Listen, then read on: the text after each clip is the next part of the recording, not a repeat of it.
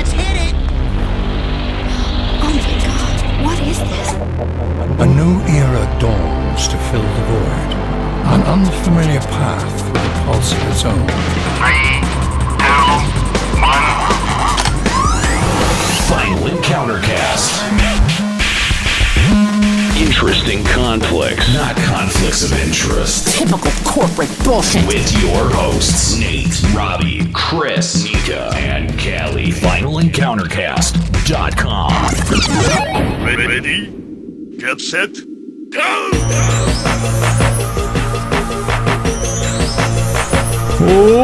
What's up? Welcome to Final Encounter Cast. Oh, man. I'm glad to be back and in this capacity, too. Yeah, buddy. Back up full speed. Yeah, last week, we did the show. We toughed out the show without any cameras last week, and we appreciate everyone who checked it out, both live here at twitch.tv/FinalEncounterCast and over on our YouTube page, youtube.com/FinalEncounterCast. We appreciate everyone's patience while we sorted out our technical issues. They are clearly resolved, and we are now back to business as usual and weekly here because of your support over at patreon.com/Limit Break Radio. Of course, our Final Fantasy XIV talk show. Thank you guys so much for your support and for allowing this show to become weekly. Oh man, it is so good. So good to be back here again, guys. I'm glad I'm back in the studio. Yeah, well, it's been a couple of weeks since I wasn't here last week. The week before that, you phoned it in. Yeah, I think I had to phone it in that week. So keep phoning shit in. Here I am. So thank you guys for joining us here on Final Encounter Cast. We are a radio-styled, morning show-styled talk show, gaming talk show here on Twitch TV and over on YouTube. We're a freak show. Yeah, we definitely are. Let's call it how it is. Let's be real. There's a lot of shows. We got the bearded lady back behind you. That's right. If Callie could grow facial hair, then you'd be the bearded lady, I'd be the obviously. bearded lady. I was like, if someone's going to do that, it's going to be me. But I can't. Yeah, we definitely run our show a bit like a morning radio show. And if you're sick, I don't know, if you're sick of just listening to nerds drone on about their opinions about video games, I don't know what you're doing here because you're just going to get more of that here. I was going to say. But, Where are you going with this? I was like, what segue is this? Okay, thank you for picking apart my segue. But my point was that we do it. We do it with style and finesse and with voices that you would want to dip your penis Sexy in. voices. It wasn't awkward till you made it awkward. That's right. Also, yes. Voices you'd want to dip your penis in. That's what? right. Voices you'd want to dip your penis in. I don't know if I've ever wanted to dip my penis in a voice. Do you not? The mouth the voice was coming out of, absolutely. But the voice itself, that's kind of an intangible thing. You would think, but You can catch it into a bottle and then just... You know. Look, I'm just trying to translate the feelings that are in our listeners' loins right now. That's all I'm trying to do. Okay? I'm a medium for the shit. I can only tell you what I see. Okay, Miss Cleo. So welcome to the show. Thank you so much for joining us. You can check out our podcast over at FinalEncounterCast.com. We have a full archive of shows over there, as well as our latest addition to the lineup, Refresh, which took a little break this week. A couple members of the cast actually found employment. Oh, funny that. What? I know, right? Yeah. After joining Refresh Radio, suddenly they find a job. I That's know. a little suspect. Right? Uh-huh. Do your jobs. So we may be adjusting the time of when that show happens, but we are still committed to doing that. Currently slated for Wednesdays at 10 a.m. So I hope you'll join us here at twitch.tv/FinalEncounterCast. All right. So, as always, we need to check out what's going on in gaming news. There's quite a bit to talk about here.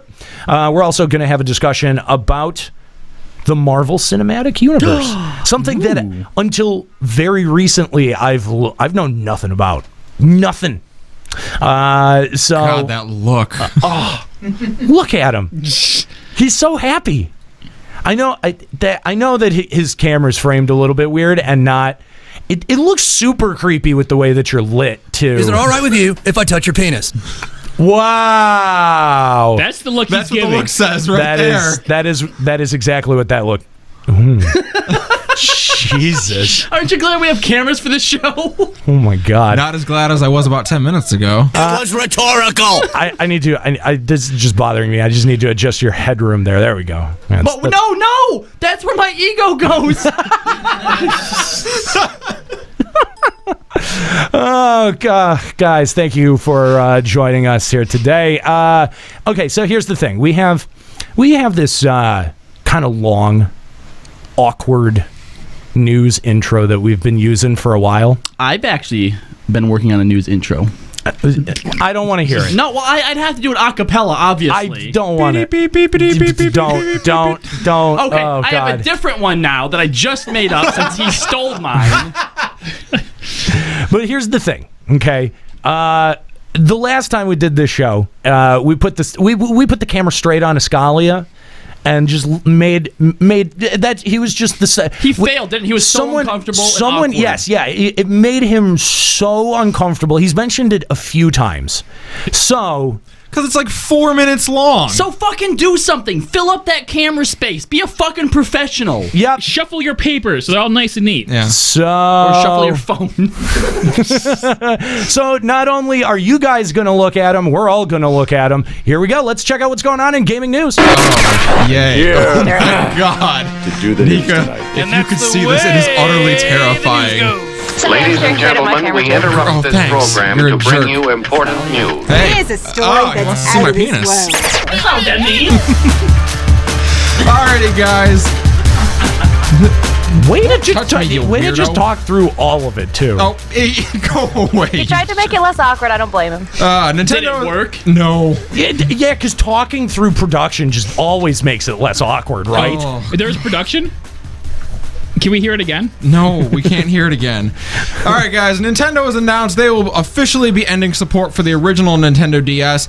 After April 30th of this year, they will no longer offer repair services to the original model, although replacement parts may run out before that date. Currently, there are no scheduled releases for the DS. So, rest in peace, DS. And nothing of value was lost. You had a good run. I mean, DS did pretty well over its, 10, 12-year life cycle. It's not bad. Pretty Yeah, decent. you know what? Did okay. Don't sweat it. Yeah. 3DS is hype. Get it? DS. Don't sweat it. Well, I get it now. Is anyone sad about this? No. I don't get it. I didn't think anyone still had the original DS. Yeah, I don't think so. Yeah. I got one. And Wow. I have bet one, it but do you still play it? works, so you don't have to worry about getting it fucking repaired. Yeah. Do you also have a 3DS? I have Yeah. I have every Game Boy I've ever had. I still have my Game Boy Pocket.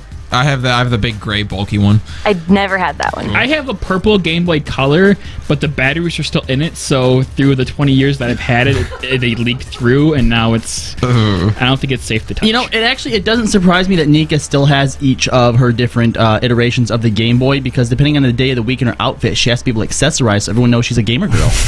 Oh gosh, that's totally me. I mean, come on, you look ridiculous.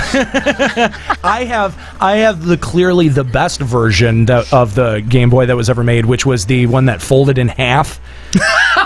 No. Yeah. No, that With was the micro? terrible. No. No, the Advance SP. That's the one. That's the Shit, one. portable. What are you talking about? Oh, it was awesome. It was the first one that had a real backlight for the screen. No. Exactly. You are Superior. You are not playing a real Game Boy if you aren't doing two things. The first thing is having to fucking fight with the light and like turn it at just the right way to be able to see it as you're going down the interstate, and two, trying to fit that motherfucker in your pocket with dead ass on it. That's right. No, you have to have your big one with that little attachable light and magnifying glass thing they used to sell. Yeah, that is real Game Boy experience I had right that. there. I totally We had all that. experienced that. That's why the SP was like the answer to all of our struggles. I Why know. the SP was casual mode. You dork. Oh, fuck you. all Big Game Boys dork. are valid. Guess what? Guess what? I plugged that bitch in not 2 months ago, and still, I didn't even plug it in. I turned it on. Still, battery still had a charge. What did you play? Pokemon Red. Game Boy Lives Matter. Speaking of Nintendo, their eShop Super Spring Sale is going on until April 21st. They're offering small discounts on games like Mario Party 10 and Mario Kart 8, and also have some larger sales going on for games like Zero Escape and Shin Megami Tensei 4. Remember, you can earn gold points only for purchasing games virtually, so this may be a good chance to get on board with that. So, yeah. Sales. Do that, I guess. It's sales, yay. Sure. Things. So is Bayonetta OP? Spain's competitive Smash Bros. Scene seems to think so. There's currently a vote going around the competitive circuit in Spain asking whether or not Bayonetta should be banned from competitive play. Currently, only 7% of voters have said no, she should not be banned. The rest either saying they don't know or that she should be. And you know what? I bet all of those people wanting her to be banned play Peach, okay? They play Princess Zelda. They play Rosalind, okay? Look, just because... What about Sheik? Sheik, fine, except I think Sheik is kind of in the middle grounds there. I mean, Kali knows what I'm talking about, okay? But the point is, just because a new girl struts her stuff out on the stage and people forget about the rest of you ladies, you ain't gotta be haters. Okay? What about Yoshi? Is it just But let me ask, how strong is Bayonetta as a character? She's pretty strong, but after a month, 2 months of her being out, people can't tell if she's broken or not yet. They were comparing her to Meta Knight. Is that a fair critique? No, it's not. Meta Knight devolved the game completely around him, and it was over the course of 6 months to a year. Meta became the Meta Knight. Shut up. And it's just basically hasn't been enough time to develop strategies and counter strategies. So no, it's way too premature. Well, I just think that this is just that classic female jealousy going on. Exactly. Thank you, Nero. That's what I saw. I saw Bro what you. bump? That's right. I saw what you were putting up there. Yeah. Misogynistic. Yeah, that's right. It's funny because people are excluded. It's all bad. Yes. Nintendo has filed a patent for a device which uses a camera to detect objects around it and be used as a controller. The device will also be capable of wireless communication with a computer, and speculation is that this may have something to do with the upcoming NX. To me, it sounds like the 3DS. I don't know. I mean, it does sound like the 3DS. This actually is kind of an interesting thing because we had talked about the AR placement when we looked at the video of the alleged video of Pokemon Go that came out of South by Southwest. And, it sounds like an attempt to make that better.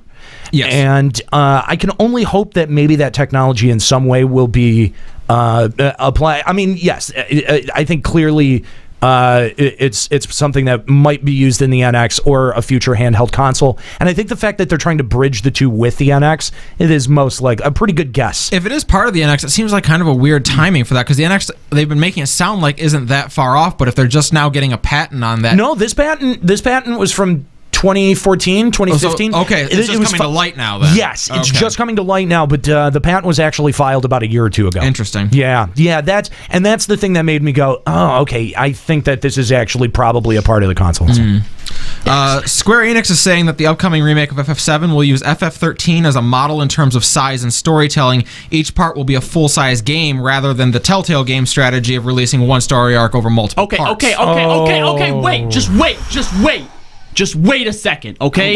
Now, I know that everybody's initial thought here is because they're comparing it to FF13, that's further proof that it's going to be a fucking shit piece of shit. That could be true. A shit piece of shit? A shit piece of shit. That means out of all the shits, you can't even be proud of this one, okay? Okay. Now, while that may be true, and I'm not saying that it can't still be shit, because it absolutely very well could be, what we should take away from this is that, like your original fear with it being episodic was that they would be making us pay fucking full price for 15 to 20 hours of gameplay with a really awkward cutoff point, right? Okay, there's two things that you have to keep in mind, all right? Yes, it's a remake, so a lot of us have already played this, but there's also a vast majority of people out there who have not already played this. So when it randomly cuts off at the end of Midgar and we know what's next, we're just going to seem like, oh, fuck, finish the fucking story. This is so weird, right? But for the majority of people, that's not going to be the case, all right? So long as we are paying whatever amount it is for an actual full physical game, it's going to be $60. Fine. And $60 for actual full game, start to finish, 60, 70 hours worth of gameplay, I'm fine with that. Think about, like, everyone keeps saying how Midgard was, like, their favorite part of Final Fantasy VII. What if that Midgard segment was expanded to actually have a full-length game? Thank you. Because I actually, when I first started playing that game, I was, blown away when we went out of Midgard, because I thought the whole game was going to be about, like, taking down Shinra. Like, you're this fucking splinter terrorist group is essentially what you were. And then we, like, left Midgard. I'm like, what? Holy fuck, this is huge. Right? Now, if you actually get an entire game within Midgard, like, there's so much more you should be able to explore in there than you originally did. And then you realize this game opens up even more, that's going to blow people away. Robbie. What? You sound hopeful. I know, I thought you were, like, totally against this whole game. Who are you? What did you do with Robbie? I think it's this cap shit. It has a weird effect on me. Also, you don't think that each game won't be a disc of the original game? Like, disc 1 would be the first game. It doesn't sound like that. Like, the way they make it sound is like each one is going to be a full segment of the game. Right. And Like, you take the entire story of the first disc and put it in the first game, and then also expand it. So, like, I could see the first game ending after the City of the Ancients or whatever, and then the next disc being the next, but then also expanding it to include all new side quests, because they said they're going to have new story. Yeah, see, it's hard for me to sort of conceptualize all of this in my head, but just looking at Midgar, I think that does have the basis for its own full game and story, because right as you get to the end, that's when you sort of like look back and realize all these subtle hints, like, wait, there's way fucking more here at play than what I realized. Right. This is about more than just Midgar. But you gotta wait till the next game. And that's a great stopping point. Final Fantasy VII 2 could be all about the calm cutscene. Well, one thing that that the article mentioned was that one of the themes they were looking at for this was being able to explore the story from different perspectives. So that might be another way they intend to flesh things out. Yeah, well, that's what I was just going to ask. Is that, you know, like if we're with like, it just seems like they're going to add petty, boring, repetitive, fetch questy type shit that you can do in Midgard. It'll be a fully explorable Midgard, but it's gonna be like copy and paste Assassin's Creed games. That would be unfortunate. That's what at this point I'm nervous about. Like I would be hoping that they would add more story to characters like Vincent and Yuffie, and like more backstory. Biggs, Wedge, and Jesse. Like, even though there's like one side quest for each character in the original game, I would love to like play it from their point of view. Yeah, you want to get crushed by a plate? Hold on, no. One of the best things about a lot of games, I just played recently Shadowfall from Dragonfall from the Shadowrun series. Yes. Right? Okay. One of the best things about that was after each mission, when you went back to your base, and then they do this like in Mass Effect 2, is you can talk to all of your allies and like, you know, get new perspectives on stuff, get new like sides to their story, and like, look into their characters, and that's what I'm always looking for in any game, is stuff like that. Yeah, but at what point is there like too much of that? Like, I actually started to think about our discussion about Final Fantasy 15 last week, and how, you know, we were praising it for having all of this ancillary media, and I started to think, like, how necessary is all of this shit to telling the full story? Because if it is that necessary, because, I mean, let's be honest, Square Enix tends to go way overcomplicated when it comes to their narratives. But if it is all absolutely necessary, that is so dense, like possibly unnecessarily dense, you know what I mean? Like, there have been a couple of points in especially Square Enix titles, and especially recent Final Fantasy titles, where their affinity for wanting to build lore gets in the way of the actual narrative here. Okay, I get that 100%. I agree, and I'm looking at it a different way, because you're right. You only have to say so much about a story. Right. And when I think of all the games that have done what I'm talking about correctly, what they're building on isn't the main story. It's the characters. Okay? Right. Okay. Take Dragonfall, for example, right? You could go back and you talk to each of the characters about like what went on during the mission. They'll give you your thoughts, right? Okay. And then you can follow up with them, like basically sort of prodding into like their backstory and their history and stuff like that. Yeah. And that then opens up stories that are irrelevant to the main story quest, but are relevant to this character's past. Okay. Building the characters. And I have never played a game where I have felt like I got enough of that. Okay, all right, that's fair. The problem there is, on a lot of levels, there's a lot of characters that I interact with in a game I absolutely do not give a shit about. That's fine. You know that's what I mean? Fine. And I think that in that case, that was they're either shitty characters, okay, or I don't know, the whoever was in charge of them, the writing team, blah blah blah, whoever came up with them, right, should have just done a better job with that character. Well, and the thing is I was actually drawing more parallels between 15 and 7, because if you look at 7 as a whole, 7 is a game and a movie and a mobile game and a PSP game and a PS2 game. And at what point, like, they overcomplicated the shit because out of every single one tried to tie back into like the main story or whatever, right? Right. Like I forget what the fucking Vincent game was even about. I mean, I like the Vincent game, right? Yeah, Daredevil Cerberus was interesting. It was bad, but it should have just been like, all right, here's Vincent off on his own adventure doing whatever. It has nothing to do with anything. That'd have been fine. Just show us more about Vincent. I get what you mean, though. I get what you mean. Because in trying to tie everything back into the original story, you create more plot holes than you fix. Yeah, absolutely. I agree. Yeah.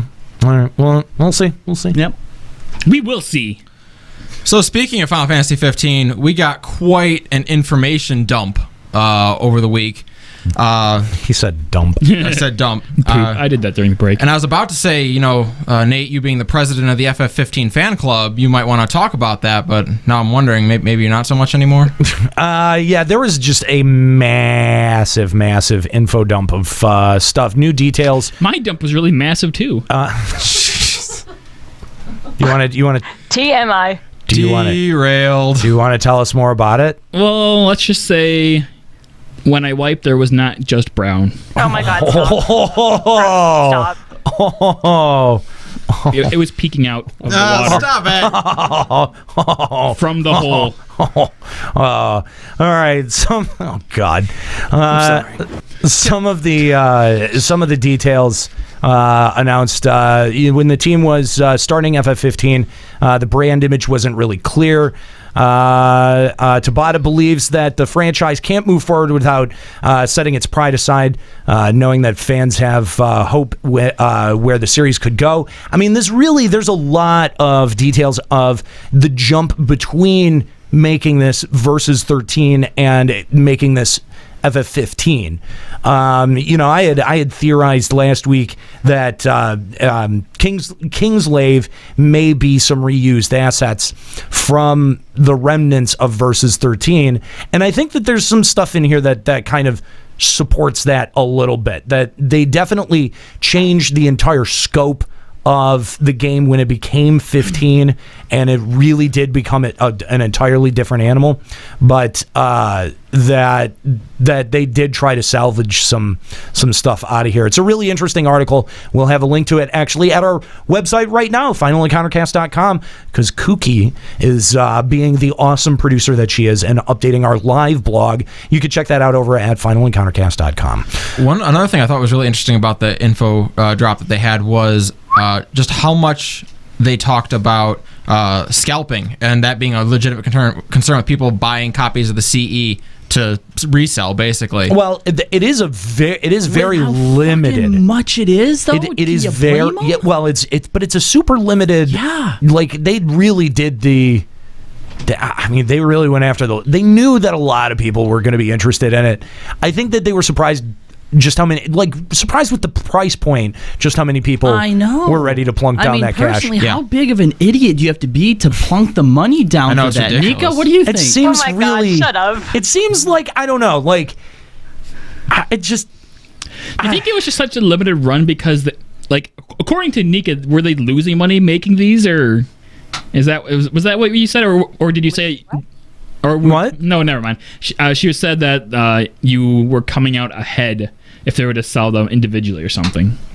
Yeah. If you price out No, like that's basically how collector's editions works. Like It's a people deal. complain. Yeah. People complain that the price point is so high. But if you price out each thing, like price out the game, the art book, the CD, the statue, like how much each thing is worth, if you're a collector and you're gonna buy all those things anyway, you're actually saving like $60-$80. I was gonna say, hell, fucking little statues like it's not little, but I mean, collectible statues like that usually go for $200-$300 themselves. Yeah. Yeah. So if that's the case, then you're coming out pretty good if you're gonna buy them anyway. So if that's in that sense, the collector's edition is really not that unreasonable. So. I'm just wondering, like, they're probably losing money for each collector's edition they pump out. So. I doubt they're losing money. I doubt it. You don't think? No. No. I mean, obviously, what things cost to make and what they sell them for, they're making enough of a profit that it's not a big deal. But they have talked about that they're looking through orders for potential abnormalities, and they will be dealt with severely in their terms. Yeah, and they're also considering making more of them. Yes.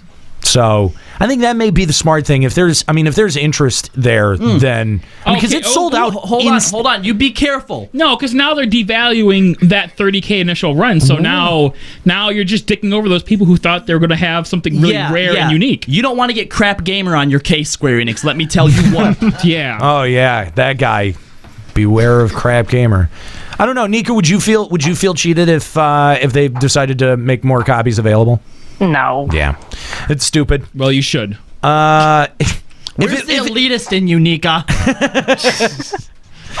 Yeah. Kidding, obviously. All right, so in a follow-up to a story last week, Blizzard has created a new pose for their Tracer character in Overwatch. I love this. Her butt pose has been replaced with an over-the-shoulder strut pose. The pose definitely feels a bit more high energy and along her personality, but I think they're still I think they might be trolling their player base in this case. What an epic troll. It's so good. There's actually there's wonderful job, Blizzard. It's great. Ripped right off of the 50s pinup style. Yes. But there's words going around now that it could have just been viral marketing. Which either way, the whole thing from front to back. Yeah, like that no one was even complaining in the first place. Exactly. Well, because really nobody was. It was like one forum poster that had complained. Ooh, that's smart. Yeah, it fucking it's so worked. good. It actually is very smart. I mean, if that's the case, I would not feel cheated about that. I would just be impressed with Blizzard's marketing. Not to mention, even marketing aside. It sends a different kind of message that we haven't seen as far as like the censorship stuff goes, because they're like, all right, you know what, you have a point. She's a little bit over sexualized, maybe for no reason. We're gonna look into this a little bit more, and like you said, it's more in line with her character. I'm led to believe that she's a time traveler. Yeah, she can jump back like a few seconds in time. Just a few seconds. She's she can jump forward too. Lore-wise, she can jump further than that, but for the purpose of the combat, she jumps a few seconds. Right, she's a Time Lord. Right, Yes. but she's from that era as well. Yes. So, like, even though she's still technically sexualized, it's more in line with her character. Yeah, the whole thing I thought was really well done, just because, like when you look at this new picture of her, you think, wow, that actually is a spunkier pose. Like, it does look like her. Yeah, well, it does fit with her character. It is. I mean, I think it's fine to celebrate sexuality. I tap it. Absolutely. And that's the thing is, it's funny. It's funny because a lot of the people who were initially outraged were like, "Oh, this is such a better pose," like the it's feminists, literally a pinup. the feminists, and it's like, yeah, well, you got to remember that dudes were in foxholes beating off to that material. When it was being made, it was also beat off material. It was sexualized material. Dude, it's still beat off material. It is still beat off material. So, you know what? Fucking. I don't know. So why is it better? Why is it better? Because there's a lineage attached to it. What? I don't understand. That's the thing. It's not. I don't think this picture is any better than the other picture, just in and of itself. I think it's. I mean, I think it's a better troll. But I mean, like it seems. But the message it sends, I think, is better. It seems. I don't know. It's weird. I don't know. It just. I don't know. It looks more sexual to me. I think so. I think it does. I think it is. But at the same time, I think having the one leg up in the air and like there's that big like grin and everything, I think it does feel like Tracer. Yeah, see, that's the thing. It's like, wow. It's 2 weeks in a row. Dude. Was this about the same thing last time too? Wow. Yes, it was this one again. Good job, Chris. Oh. Good job. That's on camera. I got to see that. That was so And then, awesome. your facial expression was like, Yeah. We could go back. The suspense was killing me, dude. It's amazing. Yeah, on YouTube, when we export this on YouTube, you guys will be able to see the exact moment the thought leaves his head. That he failed. The worst part is okay, don't forget what you're going to talk about. And then I completely forgot what I talk about, and then I just knew I was dead. You could literally see on his face, like in his micro expressions, the moment he realized how fucked he was. Yeah. You can see it like the little wings like flutter out the back of his head as it left. It's like that moment on The Simpsons where they're slowing down the moment that what's his name's heart breaks. Oh my god, dude, that's got to be embarrassing. You just did that to 135 people. Good job, asshole. California Representative Duncan Hunter is currently being investigated by the Federal Election Commission for using $1,300 in campaign funds to make Steam purchases. He claims his son made the first charge, and the rest of them came while the account was being shut down. What the shit? On the campaign finance disclosure, the charges are marked as personal expense to be paid back. Yes. What do you need $1,300 in Steam for? Especially if there's a sale going. That's a lot of fucking games. 4 copies of FF15 Collector's Edition. By the way, all of those purchases were made around Thanksgiving, right around the window of the Steam sale that happens around. You don't need that many games. His son did. That CSGO knife, baby, you need that one. That's right. It's a perp. You gotta have that. Fucking A, what? $1,300 in campaign. $1,300, and then it's not that it happened. Like I can understand, like, if his son had ordered $1,300, like, swipes the credit card and fine, yeah, whatever. Or he puts it in once and doesn't understand that the account can then continue to charge the card. Sure. I get that. Okay, the thing that pushes this into scumbag territory is the fact that he tried to write it off to the taxpayers. He's like, yeah, we need to. That's $1,300, and instead of trying to work this out with Steam, we're just gonna write this off on the old campaign finances to be paid back. To be paid back, exactly. Yeah, that was something. What a dick. Pirators of Quantum Break, beware. If the game's anti-piracy software detects that the game has been stolen, main character Jack Joyce will be featured as having a pirate-themed eye patch in the game. This isn't the first time a company has done this. Actually, the same company did that for Alan Wake a few years back. Yeah, this has been done more than a few times. And I like when companies do things like that. Yeah, it's pretty funny. And I mean, I didn't realize that one of the Ashmore brothers was the one voicing the main character, and that it was modeled after him. Yeah, that's actually really exciting. That was a big deal. That was a big selling point at the time. Yeah. I've seen a couple of reviews. It is pretty. I like when grim. I like when anyone does something like this. Like, they just realize, like, look, piracy is going to happen. Let's have a sense of humor about it and just like have a little fun with it. Yeah. A few years ago, Brennel Floss was putting out his second CD, and he released another version of the CD like 2 days before that one came out for people that like he knew people would pirate, and it's all of the songs but reworked and parodied to be like shaming the person pirating it. That's pretty clever. Yeah, that's pretty fucking his clever. opening song on the track was like supposed to be like, "This is the album you've been waiting for," and it's completely sung in a pirate accent. And is this be the album ye just pirated? It's great. That's pretty clever. It's better than being like EA and their whole DRM shit that they do. And sure, yeah. Anyway. Following North Carolina's passing of anti-LGBT law HB 2, PayPal has announced that it is scrapping plans to expand business into Charlotte. CEO Dan Schulman was quoted saying, "The new law perpetuates discrimination, and it violates the values and principles that are at the core of PayPal's mission and culture." Hey, kind of transphobic and bigoted hate speech isn't gonna fly here, bro. Hey, pretty much. Guess what, guys? Good news. We can still do business with PayPal and feel good about ourselves. Yay!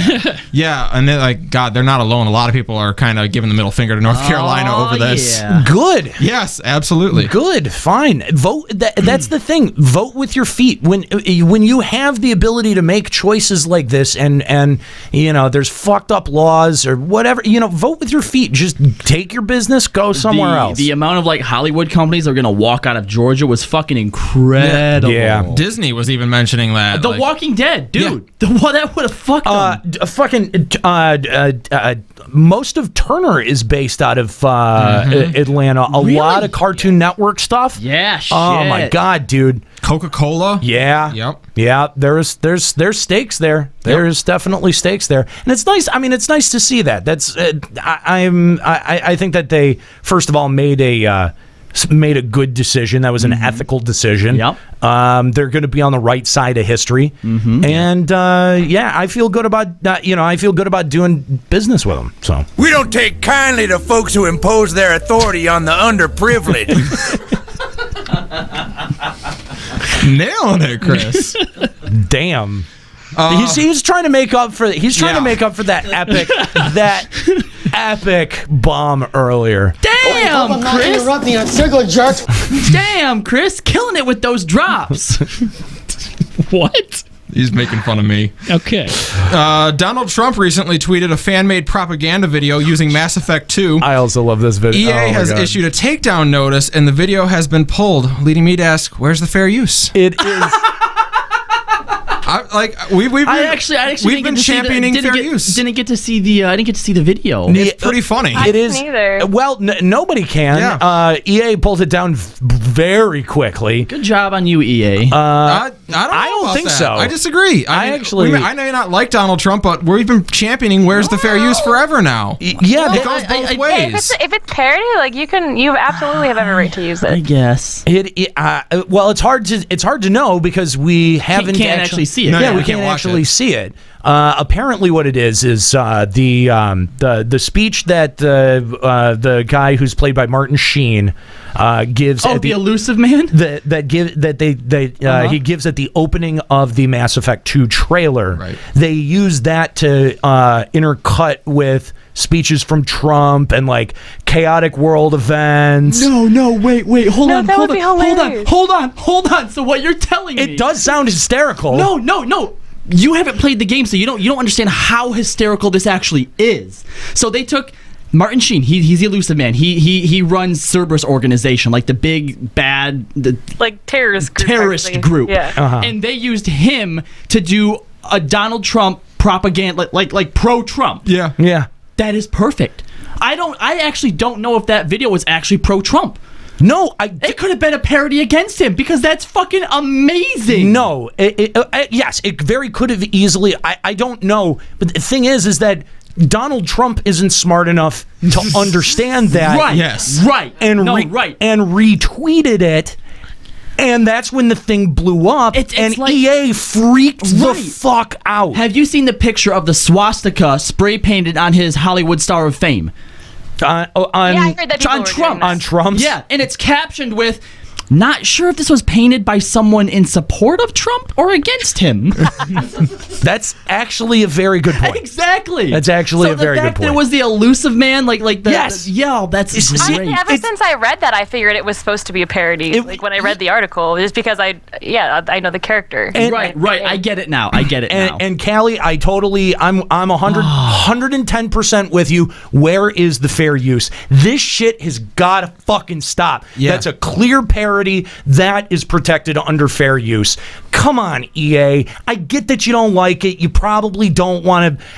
Look, anything with Mass Effect and the Republican Party, I get that you're going to be just a little bit, Like, you'd think if he would have at least like branded it with, this does not, in any way, shape, or view, blah, blah, blah, blah, blah, EA, it's separate funnier, thing, blah, blah, blah. Well, yeah, if it doesn't, if they said that it didn't support EA's views. But I mean, you think EA pulled it down because they thought that their content was being used in favor of Trump and they didn't want to be associated with that? Yes, that's what I think. And I think that that's a cowardly move. I think that is super cowardly. And you know what? I also think that people are smart enough to know that it's a parody. Yeah. And whether it was pro-Trump or anti-Trump shouldn't matter at all. Exactly. It's fair use no matter what. It is fair. Yes, that's exactly it. Is that it's fair use no matter what. It's a clear case of fair use. And honestly, this is an even more clear case of EA abusing the takedown system. Mm-hmm.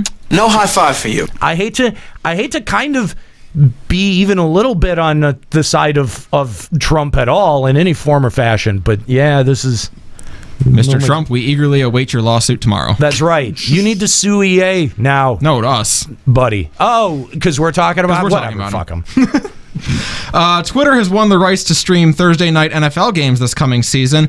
This is a major step. What? Twitter will be streaming Thursday night football this coming season free. That is crazy and awesome. They won the buyout for it. It's theirs. Bitch! Wait, the same Twitter that since its inception has lost money? Yeah. They now have the rights to Thursday night football. Where the fuck did they get the money for that? Twitter can stream? Apparently.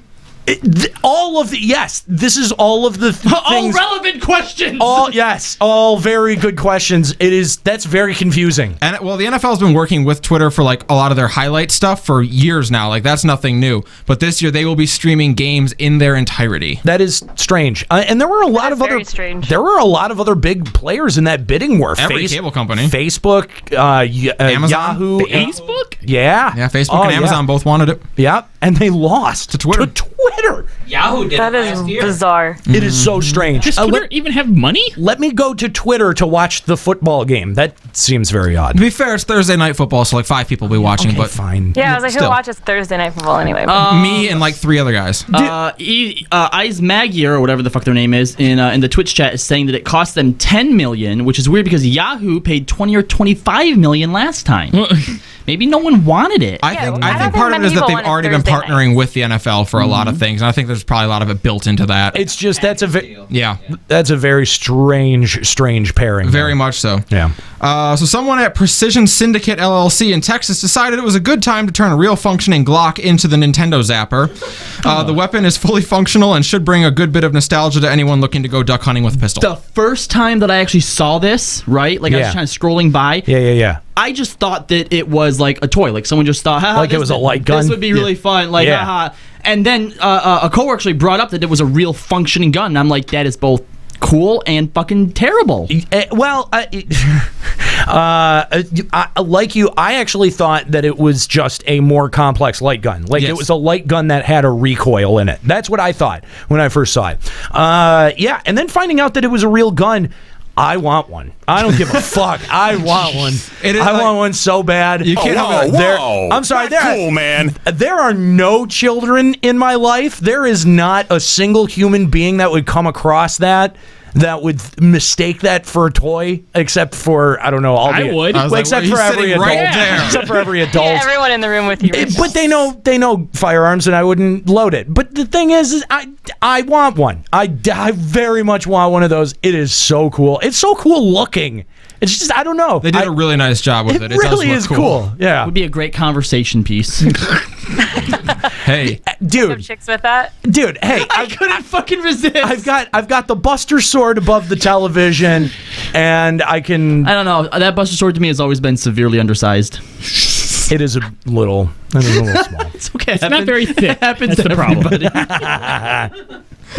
As of today, all Steam games can be played in VR on the Vive using theater mode. The mode removes the need for a monitor as the game will be projected onto the headset. Yeah. Dude, fuck Steam the other day. I logged in to do my daily queue, and everything it suggested me was VR. I'm like, fuck you, Steam. I mean, it's whatever it is. Yeah. Much to Nate and Nika's pleasure, MGS fans Iram Hernandez and Dan Meadowcroft have announced that the Fan Legacy Metal Gear Solid will be releasing this May for free. The fan-made game will also feature David Hayter as the voice of Snake. Yay. Wait, what do you mean much to their dismay? No, much to their pleasure. Much to Nate and Nika's pleasure. I don't even think I've heard of I thought all the fan-made Metal Gear games got shut down. It did, except for this VR project, apparently. I think they've taken what they have and moved it to VR. I don't know. I'm kind of a little confused. Even enough that they have David Hayter playing Snake? They had David Hayter before signed on for Snake. Yeah, This is weird. Okay. Yeah, this was the Shadow Moses remake that was being done in Unreal 4. Right. And they had a cease and desist, right? I thought so, but I don't know. It seems like it's moved forward a little bit with the VR stuff. Found a way around it. Maybe talking about a free release of it in May. I am interested. Yeah, that's curious. Anyway. Sure you didn't say displeasure? I don't know. I am interested. Roll the tape back. He did say pleasure. I heard him. Bethesda has announced they will be holding a second E3 showcase on June 12th this year. Speculation is running rampant about what they're planning to show off, with the large Fallout 4 expansion and Doom due to release before that showcase. So the question is kind of like, well, then what is it? Andromeda. Maybe it's Half-Life 3. Andromeda. That's coming out, right? I don't know. Thank you, 2009, for that joke. Andromeda. We know that they have a couple of projects in the works, but we don't know what they are, do we? Mass Effect Andromeda. It has jetpacks. Wait, is Bethesda part of that? Yeah, what does Bethesda have to do with Mass shit, Effect? Sorry. What the fuck are you talking about? You've been sitting here whispering Andromeda like a dumb shit. I want Mass Effect 4. That's all. I get it. We're not talking about EA. Bethesda. Yeah. God damn it. My bad.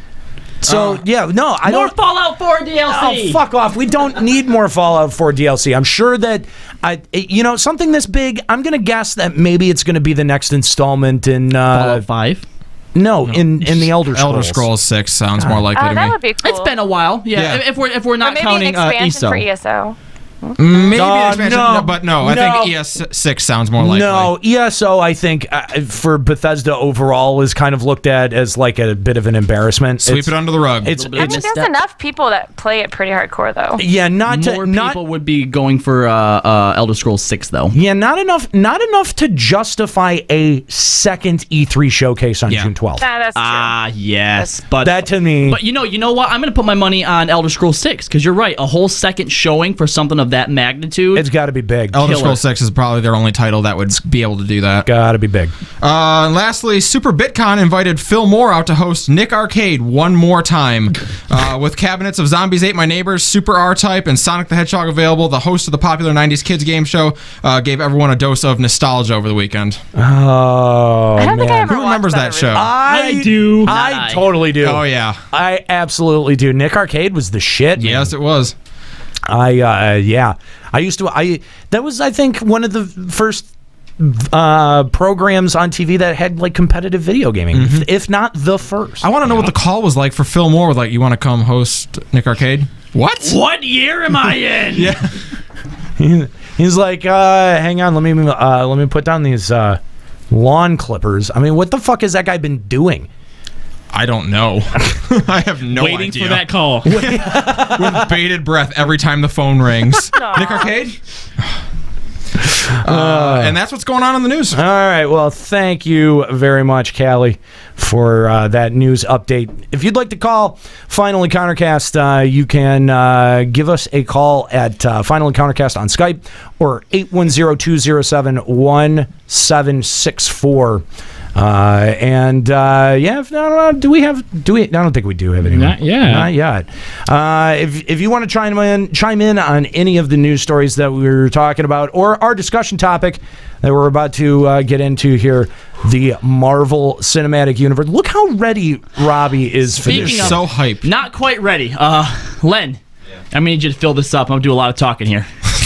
Don't have time to play with myself. I get so happy every time I hear John St. John on our show. So, if you'd like to call Final Encountercast, we leave our phone lines open for you. Final Encountercast on Skype, 810-207-1764. Something we get wrong, something you want to talk about, you just want to bring something to the table, you want to vent, get something off your chest, we allow you to do that here at Final Encountercast. Ooh. Hashtag lawn clippers. You should feel that. Oh, thank you, Evil Hippie. Thanks, Hippie. Appreciate it. Yay. All right. So, you ready? Hold on. He's never ready. Oh, God. It's getting a little hot in here already, so. All right. Look, that's not incorrect, okay? It is definitely hot in this room, but that was a little bit dramatic. I was going for a lot dramatic. Can I try again? Yeah, sure, go ahead. Yeah, go for it. You want to try? I'm good. I mean, I can get some sound effects going if you want. Can you? Okay. Oh, God. Okay. No, if we're talking about production, fuck yeah. Idiots doing idiot things because they're idiots. Don't be jelly. Just because you've never led a discussion on the show before. Too busy failing. How long is this going to take you? I'm just getting it back on. I'm just so happy. All right. Okay. Wow, that took a while. I'm socially awkward. Okay. Are you? Oh, wait, no, I need to be able to hear my sound effect. Jesus Christ. Okay. Okay. All right. Are you ready now? Now I'm ready. Are you sure the microphone? Yeah. Okay. All right. Here we go. Where's the sound effects? It might take a second.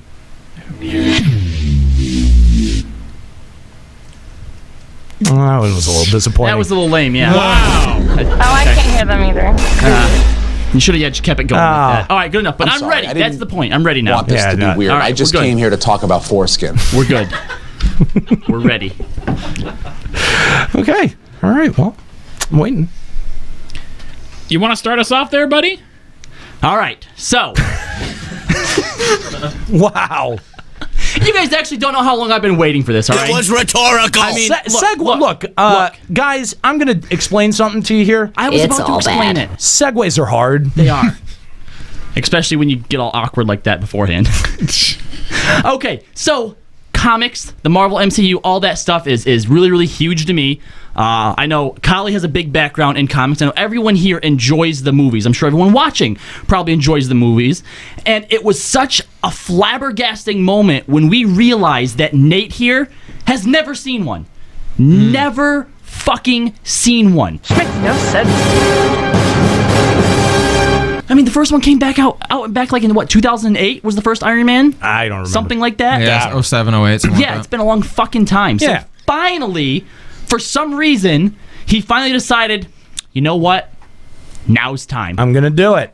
What made you decide? What changed your mind, dude? Well, we had been having a lot of conversations. But we've had those before. Yeah, I know. And I mean, all of them were very convincing. You wore me down over time. I mean, we could start there. You definitely wore me down over time. But complaining works again. I actually redeveloped an interest in the comics, and not because when I see, like, my history with like comic books and superheroes is really pretty limited. I was really enthusiastic about it as a kid. X-Men specifically, right? X-Men and Spider-Man. Those were my two. And the thing is I really. In fact, for Spider-Man, I really latched onto the villains. I really got into the villains. Really? Venom and Carnage were my shit. Okay. Well, fair enough. Yeah. Venom and Carnage were my shit. So you like the two villains of Spider-Man? Okay, great. There's Green more. Goblin's good too. Green Goblin, Scorpion, Sandman. Come on, dude. Doc Ock. Okay, but as good in certain situations, Kingpin. I mean, come on. Kingpin was cool. All right. Anyway. Chameleon. Anyway, so Mysterio. Yeah, I developed a bit of an interest in revisiting some of the comic books. Sure. Not like collecting them or actually going out and buying them, but just kind of like in the universe. Like, I don't know what really kind of ignited it for me again. It could have been Len. I know that you brought your huge box of collectible cards. Yeah. On Refresh, we went through a bunch of mine. My parents found an old box of mine that was just filled with old superhero cards, and we went through them one day on Refresh, just having fun. You think maybe that's what reignited you? Yeah, but I think that may have been part of it. Yeah, because because obviously everybody else watches them, but because I have me and Chris live together, we're sort of we watch the movies together, we watch the shows together, and he's like my main source of like person to talk to, right? Yeah. And look, Chris is a smart fella. Okay, he's not dumb by any stretch of the imagination. That's your penis. The same. This Chris. He's a smart feller. Yeah. This one. Are you sure you don't mean a fart smeller? It could be. But when it comes to actually like having critical discussions about it, he's kind of a letdown. Oh, he's kind of a dead fish. Oh. When it comes to that, wow. No offense, Chris. This is boring. Chris, what do you have to? And it's hard sometimes to have the discussions that I want to have with him, right? And Nate, when it comes to having discussions about things and really digging into stuff, like you're really good at that critical thinking, right? Wait, was that sarcasm? And so, it was really heartbreaking at first when like you showed no interest in like the Marvel universe like whatsoever. Now, can I defend this? Of course. Can I defend this? Because I did initially I was like, I think I was 16, 17. I was 18 in 2003. That's when I graduated high school. Right. Okay. And right in that time where I would have been able to be kind of captivated by the stuff in my youth, like superheroes, stuff like that. was during the run of the Ben Affleck Daredevil. It was the original Marvel attempts. Yeah. Okay, see, because at the time, the good movies were X-Men and Spider-Man, and I was not satisfied with those because it didn't have the elements that I liked. Out of X-Men, I was about two characters out of X-Men. I was all about Gambit, and I was all about Sabretooth. Those were the two top tier characters for me.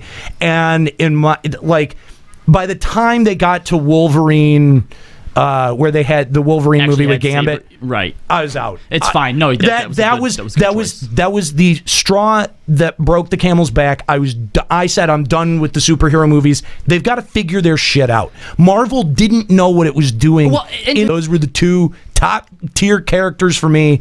And by the time they got to Wolverine, where they had the Wolverine movie with Gambit, right? I was out. It's fine. No, that was the straw that broke the camel's back. I said I'm done with the superhero movies. They've got to figure their shit out. Marvel didn't know what it was doing in its very initial run. The Marvel that's doing it right now. That wasn't that Marvel. It's a different Marvel. Right. Yeah. Because that's the thing is that company went through a lot of changes in the early to mid 2000s. How weird is it that Disney saved that company? I know, right? Yeah. Right? It got so bad that they started just selling off their IPs because they're like, you know what, our movies are not coming out well. We're not being able to do them justice. So let's just get our money from them and let someone else try. So all right. So you finally decided to give in. You cracked. Yes. You watched them all in chronological order. Yes. You've cracked through all of them. Chronological order, but the release order. Yes, you watch them in release order. Yeah. You're even up through season 2 of S.H.I.E.L.D. That's right. Have you started any of the Netflix stuff? You started Daredevil. I started Daredevil. You started Daredevil. So I mean, you're taking it all in. You're getting in there. I did, and I even I didn't do this the first time because I went and hunted out the infographic that explained it a little bit too late. So I didn't stop S.H.I.E.L.D. at the point where the Marvel movies took place. That was one thing that I regretted, but I did do that for Age of Ultron. Oh, good. And that I was glad that I did. Yes. That's something that S.H.I.E.L.D. does really well. Is you don't have to watch it to follow shit, but it adds to it. It really does. It really does. Now, here, just in a blanket review of the whole thing, I have to say these are excellent movies as movies. God, they're fucking good movies. You even had good things to say about Edward Norton's Hulk movie. I loved the Hulk. That Hulk movie is probably one of my favorite flicks out of there. Wow. Because not a common opinion. No, I know that it's not. I haven't seen that one, so I can't. Me neither. I don't know. I actually really liked it. I'm not sure what the major complaints about it were, but I thought that. I thought that Norton's depiction of Banner was really interesting, and my favorite part about it was that they wasted literally no time with the origin. It was all told in the credit sequence, and we just got, boom, right to the shit. And it had really nice little nods back to... the Bill Bixby. Yeah, and also the Lou Ferrigno series. Yep, that was the same one. Yes, yeah, that little music cue. It was very small, because I remember the Ang Lee one. Didn't Lou Ferrigno actually appear in that? He did. He was a security guard. Yeah. Fucking A, that thing was a mess. But no, I actually really enjoyed that, and it held up. I really did. When you said X-Men and Spider-Man were your things. Did you like the Hulk at all back when you were a kid? No. See, that's weird because I think what a lot of people's complaints with the Hulk movies usually are is they don't like the Hulk as a superhero. Like, Hulk is a very divisive figure in my experience, where people either really like the Hulk or you don't like the Hulk. Here's my recent experience though with superhero shows and movies in general. Is if there's a character that I had no affinity for whatsoever, I've easily had my mind changed. Captain America. Never cared for him. I agree. Yes. Thought he was boring. Thought he was one-dimensional. No. I'm totally gonna back you on this. And fucking Chris Evans kills it as Captain America. Let me tell you what. I just the thing that convinced me, that really actually turned me, was sitting down and watching Iron Man. Yeah. Because exactly what you were talking about, Robbie. I did not give half an iota of a fuck about Tony Stark at any point when I was reading Marvel Comics. I did not like him. I did not like Iron Man as a character. Thought he was boring. I thought he was just a rehashed Batman, a shitty Batman. Oh, rich playboy, and he can fucking make all of his costumes and shit. Cool, whatever. RDJ, the movie fucking turned me 110% because it was an excellent movie. Yeah. It was an excellent movie as a movie. That I'm a movie fan. I love movies. Yep. And if you can make a character that growing up for no real rational reason I fucking hated. If you can make me like him within the first 20 minutes of watching the movie, holy shit. Sold. Holy shit. I mean, he was always a character who kind of had a very meh look about him in the comics, and his rogues gallery was not exciting. Honestly, even reading through the Ultimate Continuity, which is one that I'm most familiar with, I was never really sold on him all that much until like halfway through, and even then, it wasn't really that big a deal. Robert Downey Jr. did more for the character of Iron Man than 40 years of comics did, because since that movie and those movies have come out, the Iron Man books have been pretty good. Yeah. Which, by the way, you should be excited because James Gunn has said that Tom Holland is to Spider-Man what RDJ is to Iron Man. Interesting. Yeah. Interesting. All right, let's... So basically the whole point here is that now that Nate's all caught up, we can finally talk about MCU. Talk about it. That's right. We can have real discussions. We can make fun of Chris for his shitty opinions.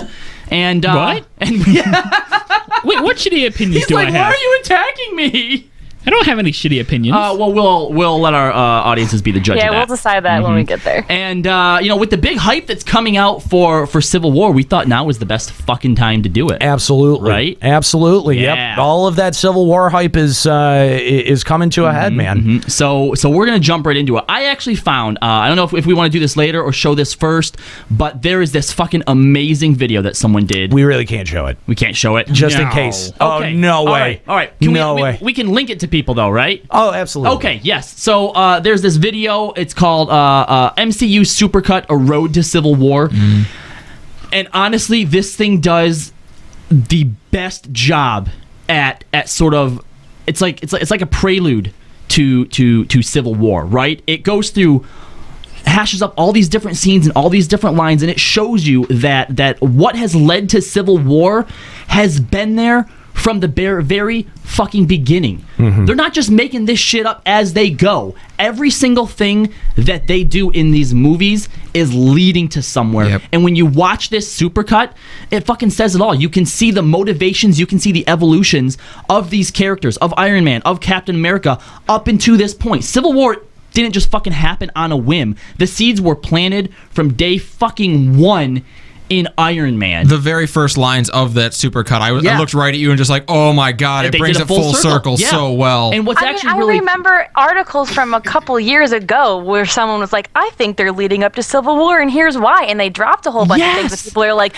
no, Civil War wasn't really that good of an arc. I don't think they would do that. That's true too. Like, no, look at all this proof, and sure enough. Yeah, Civil War is regarded in two ways. A lot of people think it was great. Yes. A lot of people think that it was fucking bullshit. It was very polarizing when it came out, and it really did serve to revive Marvel as a brand because it was so polar. So many people bought it, man. Oh yeah. I remember my grandma coming out to me and saying, "Did you hear what happened with Captain America?" I'm like, "What? No."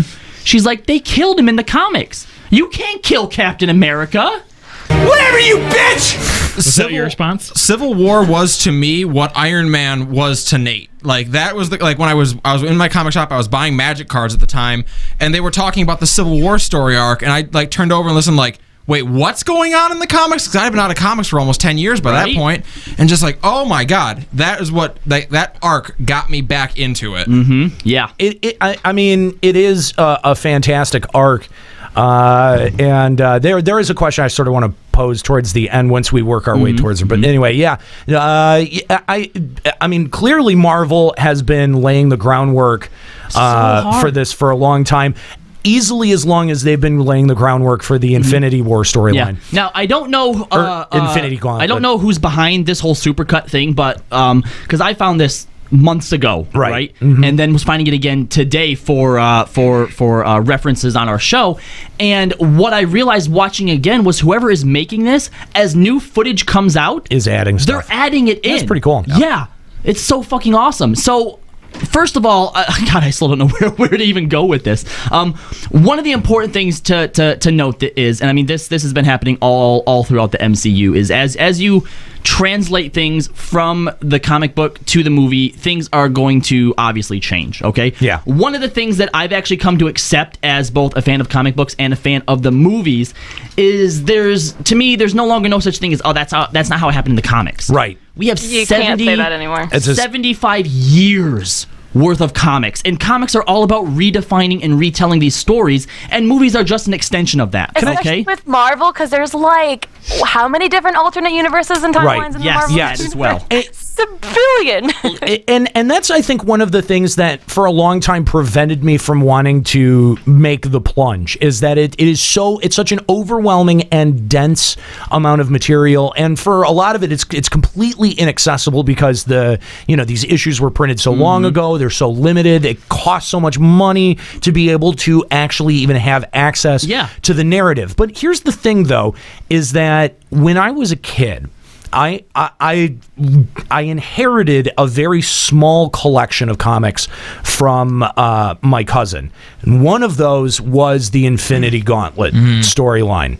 So I actually, like, the fact that it was leading up to the Infinity Gauntlet, I knew I had to make the plunge at some point because that was legit. Like, that was those were some of my favorite comic books, along with Secret Wars. Secret Wars are hands down. I actually went out of my way to buy Secret Wars because it's where the black suit, Spider-Man's black suit, first makes its appearance, and so it was like a must-have for me, along with Gambit's first appearance and his origin story. So it was like, there were I didn't do comic book collecting on a big scale, but I had ones that really, really meant something to me, and Infinity War, absolutely right there. So, and the thing is that a lot of the changes that are being made, you have to, and all of us can recognize this, they have to be made because Marvel doesn't control all of their properties. Yep. For example, Wolverine is usually a fairly big player in a lot of these. Professor Xavier. They can't even say mutant in the Marvel universe. No. Yeah. Right. Yeah. And exactly. I know that's a huge thing with Civil War, is that a lot of them are mutants. Yeah. One of the big things too that helped me to realize that you can't judge them that way too is as long as they get like the characterization right. But even in that aspect, there's wiggle room, because Daredevil was originally like a fucking wise ass, like Spider-Man level jokester. Yeah. Right? And look at the character he is now, and we all fucking love him for it, right? So I don't know. I don't know. I don't know. That's another discussion there. Not a Matt Murdock fan. Another discussion there. Really? Nah. What episode are you on? I'm a 3 or 4. Yeah, 3 or 4. He starts to grow on you. I don't doubt it. Daredevil has been a slow one for me. We'll get to we can get to Daredevil Yes. as a all whole. right. So anyway, it's really something untangible that I can't really place a finger on, but I think the fact that the people who actually make the decisions at Marvel Comics are the ones in charge of Marvel movies. Yes. Because no other company that makes comic movies is in that same position. And they've earned it. And you can tell. Yeah. You can tell based on the product, okay? And they've earned it. Yeah. I mean, let's not mince words here. I mean, Right. the fact that they took Iron Man and made that a successful property, and then on the back of it launched the Avengers and all. I mean, I'd also like to point out too that at the start of the MCU, this main lineup, these were all considered B and C rank heroes. I was just gonna say this. These were all my B level superheroes. Yes. This was like Yes. these were the toys that I didn't fucking play. These were the action figures I did Iron not Man, fucking play with. Thor, Fuck the that. Hulk. Thor. Who gave a shit about Thor? But now when you say these names, it's like they're the fucking upper echelon. Absolutely. They're fucking top tier. Yes. Yeah. I mean, that's impressive. I mean, good on Marvel, man. They did a fucking great job. Shit. Yeah, they did. Well, and you talk about reinventing stories and make them like work in the modern era and what they have. We talked about it a while back. Like, how are you supposed to do Civil War without use of Spider-Man? And here we are about to see Civil War with Spider-Man in a very diminished capacity. They did get him for it, but apparently he's still fucking awesome in it. And he was, but in the original book, he was a major player. Absolutely. Well, yeah. And I think it's cool that people are still giving this movie like really good reviews. Like, you don't need to have Spider-Man. You just need to have someone serve to push that plot element along. It doesn't have to be Spider-Man. Yeah. Mm-hmm. Of course, there's going to be plot differences between the comic and the movie. I think that there's some very specific things that they're setting up for Civil War.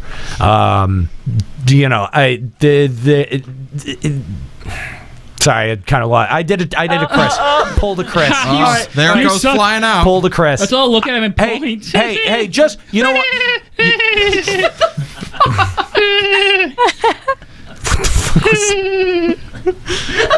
It's Chris's goat impression. Who else would be the troll? What the fuck are you doing? Can I get a look at his face when he's doing that? What the fuck are you doing? Do it. Oh my god, so creepy. That's terrible. Wow, that's so next gen. Okay, all right. So there's some very specific things that you're wondering how they're going to translate over. Yes. All right. What are some of them? Spider-Man's diminished capacity. It's not something that you need. But I mean, I think the big question is, are you going to kill Steve Rogers? I think that's the question everybody's asking. Yeah, that's like the big question. Because I mean, wait, isn't Cap like scheduled for another movie? Yeah, no. I think he still has movies on his contract. I think this is it. You think so? I know at the very least, I know that he's said that if Marvel wants more, they fucking got it. Yeah, he did say that. Yeah. I mean, because that was the big deal about Civil War, and they're gonna have to do something. All right, well, I'm pretty sure he was signed for 9 films. All right. Yeah. He's been in 3. He's gonna be in 3 Captain Americas. He's been in 2 Avengers. His Thor cameo does not count. Where else has he been? That's 5. 4 more movies to go. Well, it was 6 or 9. It's one of those 2. But yeah, he still has another movie to go, at least. You don't even think that it's a possibility? But the thing is that I think that this is just the beginning of Civil War. Like, it's called Captain America Civil War. It's not even an Avengers movie. Like, I think the Civil War is going to extend a couple movies. Well, I can see it starting and ending in Captain America. Oh, no, we're definitely going to see ripples. I mean, if S.H.I.E.L.D. has taught us anything, we see ripples from these mainstay movies everywhere. So we are definitely going to see definite like coincidences and aftermath in Backlash. I think that they probably will kill him, but you know what? I'm actually so surprised that hasn't been a point of contention anywhere. Like they know people know it's coming, right? Mm-hmm. How do they make that a surprise? How do they make that fresh? How do they make that I mean, maybe they'll change up who dies or how. Like, they could easily change the way the story plays out so much. Yeah. I think. Or do you think that it would lose its like real feels if they don't do it? Well, no. I think no matter who they killed off, there's going to be feels there. But killing off someone other than Cap sends a completely different message. I think it does. I think you're right. I mean, the point. I mean, the point to me of Civil War is that you have 2 diametrically opposed points of view that are. They're battling it out. And another thing to note too is, Kali, you mentioned that in the comics, both of them. By the way, both points of view have merit. That's what I'm actually about into. Yeah. Kali, you have said that in the comics, obviously they both kind of have like their rights and their wrongs, but in the comic, Cap is definitely painted as being in the right, and Tony kind of comes off as a little bit villainy, right? Tony, I think, in my opinion, in the comic books, Tony definitely comes off as being on the quote unquote wrong side of things, and they do show a lot of the more dark, underhanded things that he does to make his point possible. Right. And meanwhile, in the movie, early reviews of the movie, right? People coming out and they've been being asked, who do you support? Right. Not just who's your favorite, because apparently people don't get this, but there's a difference between who you support and who's your favorite, okay? Right. Coming out of the theaters, when people are asked who you support, it was a perfect, even 50-50 split. That's impressive. That is fucking. That means the movie's being done right. Holy fuck! The fact that as writers, as filmmakers, that they were able to convey both of those 2 sides, equally like that, right? That's fucking. That's my prediction for this movie is that Captain America does survive, but Iron Man gets killed. That's where I think this is building to, because I know Robert Downey Jr. said he wants to be done playing Iron Man. Yeah. Actually, I think he's the one who's going to die. You know what? And that's how they're going to juxtapose that story. Well, I'm sorry, what? Dude. Wrong. And if you think that's pretty good. If you think that Iron Man is all right. So there's so much I need to say before this to like preface this. All right, but all right. First of all, I need to know around the room. Okay, what team is everybody on? Team Cap. Iron Man. Cap. Iron Man. Fuck you. Leonard, get the fuck out of here. No, stay. In case anyone didn't know, I'm Team Cap. Oh, okay. Well, Nate? that makes sense. I don't know. We'll see. We'll see at the end of this discussion. Really? Well, all right. Fair enough. Fine. I thought he was going to say we'll see after the movie. I'm like, you don't get to pick after the movie. No. Okay. No, because here's the thing. What draws me to Tony Stark as a character, besides the fact that he's, a bit of a rebel and a badass, and he's charismatic out the fucking ass, irreverent, and those are all things that I like. Those are all qualities in a person that I like. Right. Throughout the films, he has been slowly building towards this like PSTD theme. Yeah, I fell for him in Iron Man 3 for sure. Yeah, for sure, big time. And I am very sympathetic to his motivations, given what he's been through, given what he's seen. I mean, because he, taking the nuke up there. Yes. Sacrificing himself. Absolutely. Sacrificing yourself is one thing, but to come back from that's hard hitting. Like, it's one thing to throw It's not just that. It's one thing to throw yourself on a grenade, right? And knowing you don't have to live with the consequences, right? But then when you do, that fucks with you. It's not just that. I mean, Stark has been battling his conscience since the first movie. A huge motivator, and some people may disagree with me, but a huge motivator on why he does what he does. Don't get me wrong. Obviously, he's a superhero. Obviously, he does it because it's the right thing. He wants to protect people, right? But down there at the core, somewhere in the pit, guilt drives him. Yeah, absolutely. Guilt drives him. He is doing this because he feels guilty. He feels responsible. Yes. Absolutely. Well, the thing is, he is responsible, and that's part of the reason that I don't feel that sympathetic. Like, Age of Ultron, if he wasn't a fucking idiot, would not even have fucking happened. Like, I'm not sympathetic to someone who makes very selfish choices and fucks up the entire world because he's an idiot. And that's where I kind of like, as much as I feel bad for his PTSD, it's his fault anyway. I thought it was weird that they chose to have him be the creator of Ultron in the movie. That was very weird. Like, Hank Pym is supposed to be the maker of Ultron. Because Hank Pym comes in a fucking movie later. That made no sense. Why the hell did you have it be Iron Man? It should have been Hank Pym. That would have been a great intro for Hank Pym. Hold on. It really would have. But would it have been as strong in their story arc? Because this whole Ultron stuff, this whole Ultron motivation fits in so fucking perfectly. Yeah. So perfectly. It wouldn't have worked. It would not. It might have worked. I'm sure they could have made it work, but would it have been as much of a masterpiece as it is right now? I think Ultron actually sets up the Civil War dichotomy a bit better. If the responsibility was brushed off onto Hank Pym just becomes again through like Hank Pym is now the permanent unlikable character throughout all of Marvel ever. Here's how they could have done it. Right? Hank Pym's working on something, right? The Ultron project. He has some type of something stuck. He can't quite perfect it, right? Tony does something that pushes it along. Tony fucks up Ultron. All right? Hank Pym creates him, but it's Tony's fucking fault that this all happens, right? But he lets Hank Pym take the blame, right? And it's not until either at the end of the movie, halfway through, or in a whole different movie that he finally owns up to it. So he also has to live with the guilt that not only did he do this, but he's being a fucking coward and letting someone else take the rap for it. See, I think that just paints him out as the bad guy, like in the comics. Yeah, I think you're right. One thing I like, they did a good job with how they portrayed Ultron as having been made to him. But the problem that I have is like, Ultron was born out of him wanting to control everything. He wanted to control everything and keep everyone safe, and it backfired horribly, and that's where he failed. And now it feels like he's just trying to do the same thing in Civil War. He's trying to control everything. It's even worse than that, okay? Because I feel, because of this whole guilt thing, right? Obviously, he got into the whole superhero business because he felt guilty, right? He's perpetuated this cycle.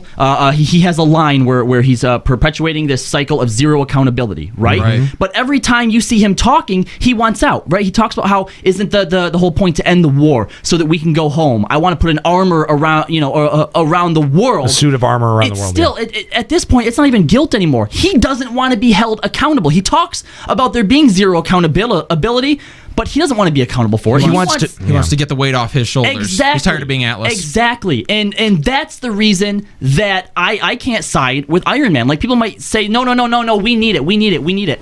As much as you want to argue that, you're arguing for S.H.I.E.L.D. That's what S.H.I.E.L.D. was. People go, no, S.H.I.E.L.D. was controlled by Hydra. That was wrong. That's not what they're talking about.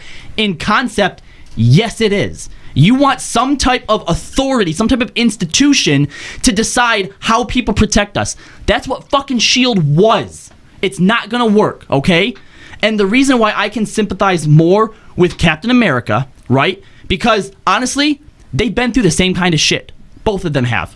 The reason that Iron Man is cracking under the pressure is because he's not a fucking soldier. You want to talk about accountability? If you want to talk about the right thing to do, certain people, just because they have the power to help, doesn't mean they should. Yes, but at the same time, though,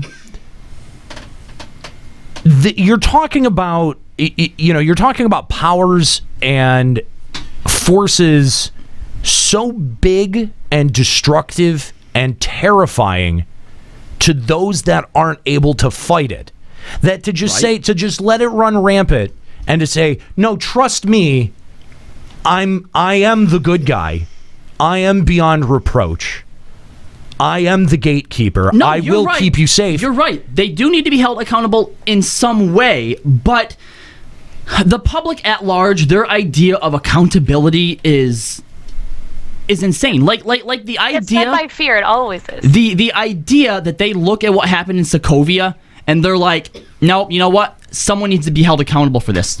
All right. Now, first of all, yeah, Tony's guilty for it. You're absolutely right. None of that would have happened if it wasn't for Tony, right?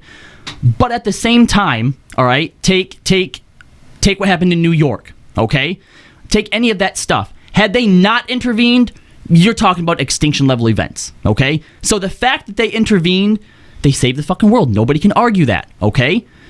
They minimalized casualties, okay?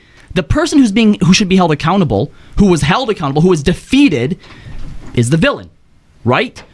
But we have this mentality, not just in these movies, but in real life as well. You have a gunman that goes out and shoots a place up. The gunman's killed. The gunman's taken into custody. The person responsible is being served justice. But that's not enough for us. Now we have to blame the gun manufacturers. We have to blame gun laws. We have to blame his parents. Where does it end? Where does it actually stop? When we talk about this, accountability is having an authority on top of the Avengers that's able to say, all right, now go to Sokovia.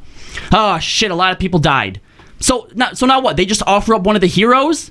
Put him in jail, strip him of his powers, do what with him? And now we're okay with it? There isn't actually an end to this. There is no real or right answer to this.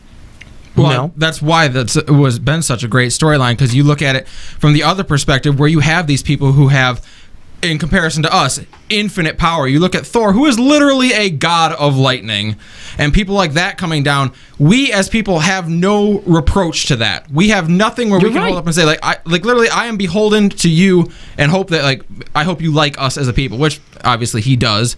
But there is a powerlessness there that humanity's never going to accept. No, I get that, and there is no real answer to it. We just have to hope that the people like Cap, the people like Thor, the people like Iron Man, that obviously they have the greater good, the well, I don't like that word, but they have the world's safety right in mind, that they actually want to protect us. We know, but we know that as the audience, we know that as the viewer.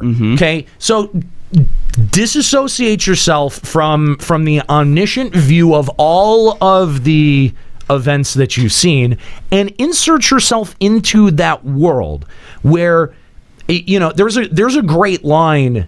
I forget where it existed. That was like the weirdest thing that we had to deal with was a billionaire in an iron suit, and now there's aliens raining down from this. You know what I mean? Like if you actually put yourself in the place of a person in that world, are you really going to be able to take, and granted, Steve Rogers seems like a nice guy, but are you going to be able to take him at his word at face value? Trust me, I'm going to be able to take care of this always. Okay, because here's the deal, though. Because wasn't the Hydra turn the big, like, that's what fucked everyone up. Oh yeah, absolutely.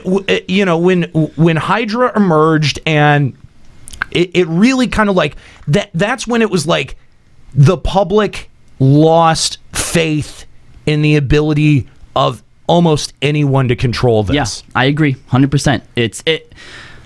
I don't know. I don't think it's completely possible to completely disassociate yourself, because if I put myself in that position, I'm like, all right, look, we have these superpowered people that are running around and they say they're going to protect us, but what if they don't protect us? Okay, let's put an institution in charge of them. Well, who's in charge of them? It's just going to be people, which if they wanted to fuck us up, right, that institution can't stop it, right? And if you put superpowered people in charge of them, it's still just the same argument again, isn't it? That's not true. I would say that for a long time, a long period of S.H.I.E.L.D.'s history, that they did contain a lot of that stuff. Sure, but S.H.I.E.L.D. has failed. S.H.I.E.L.D. did fail. So how do we trust them? Oh, but this new one's going to be better? No, I'm not saying that. But what do you do? Nothing? Do you just let... At this point, whatever you're doing, you just let the Tesseract just go out there into the world. No, you know what? You're as much as like I, as a person, don't agree with this, but for some reason, this is just what now pops into my head. Is you kind of got to put your faith in the few heroes that you have. Why?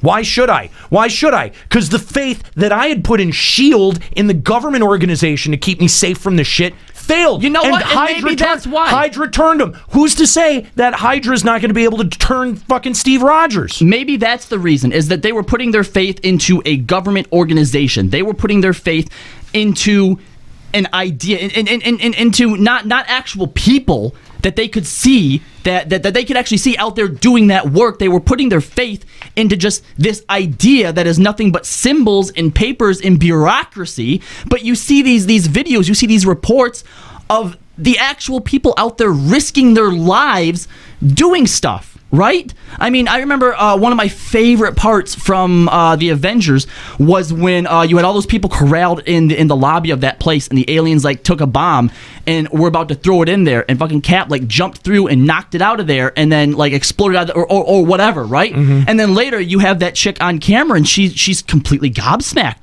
All she knows is that Captain America saved us, right? So if I was in this world, again, maybe it would be different when it's actually out there in whatnot. But the idea of putting the power into an organization and into these government officials that don't really have a stake in it, that they're just these people behind a desk that get to make decisions, that get to decide, well, you know what, there's a lot of oil over there that our competitors have, so you know what, it's not safe to send the Avengers in. We're just going to let this play out and minimize the damage. But isn't that the brilliance of letting Iron Man run it?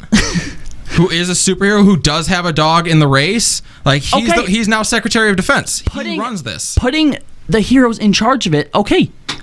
But how does that change anything? Because they're in charge of it right now. So what, do we just need an official government sponsor to say, you're in charge now? Like, that's what they're doing right now. The people who are actually out there in the thick of it, the people risking their lives for it, I feel like they have the... when you have something like what was happening at Sokovia, right? You don't have time to red tape that, right? A couple hours later, and the world would have been destroyed.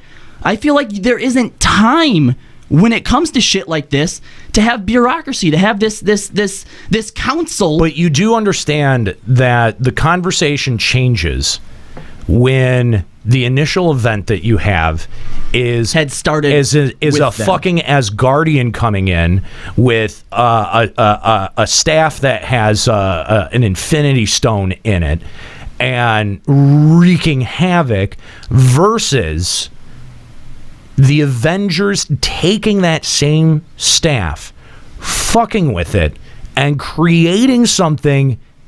They made Sokovia. They made that happen. Yes.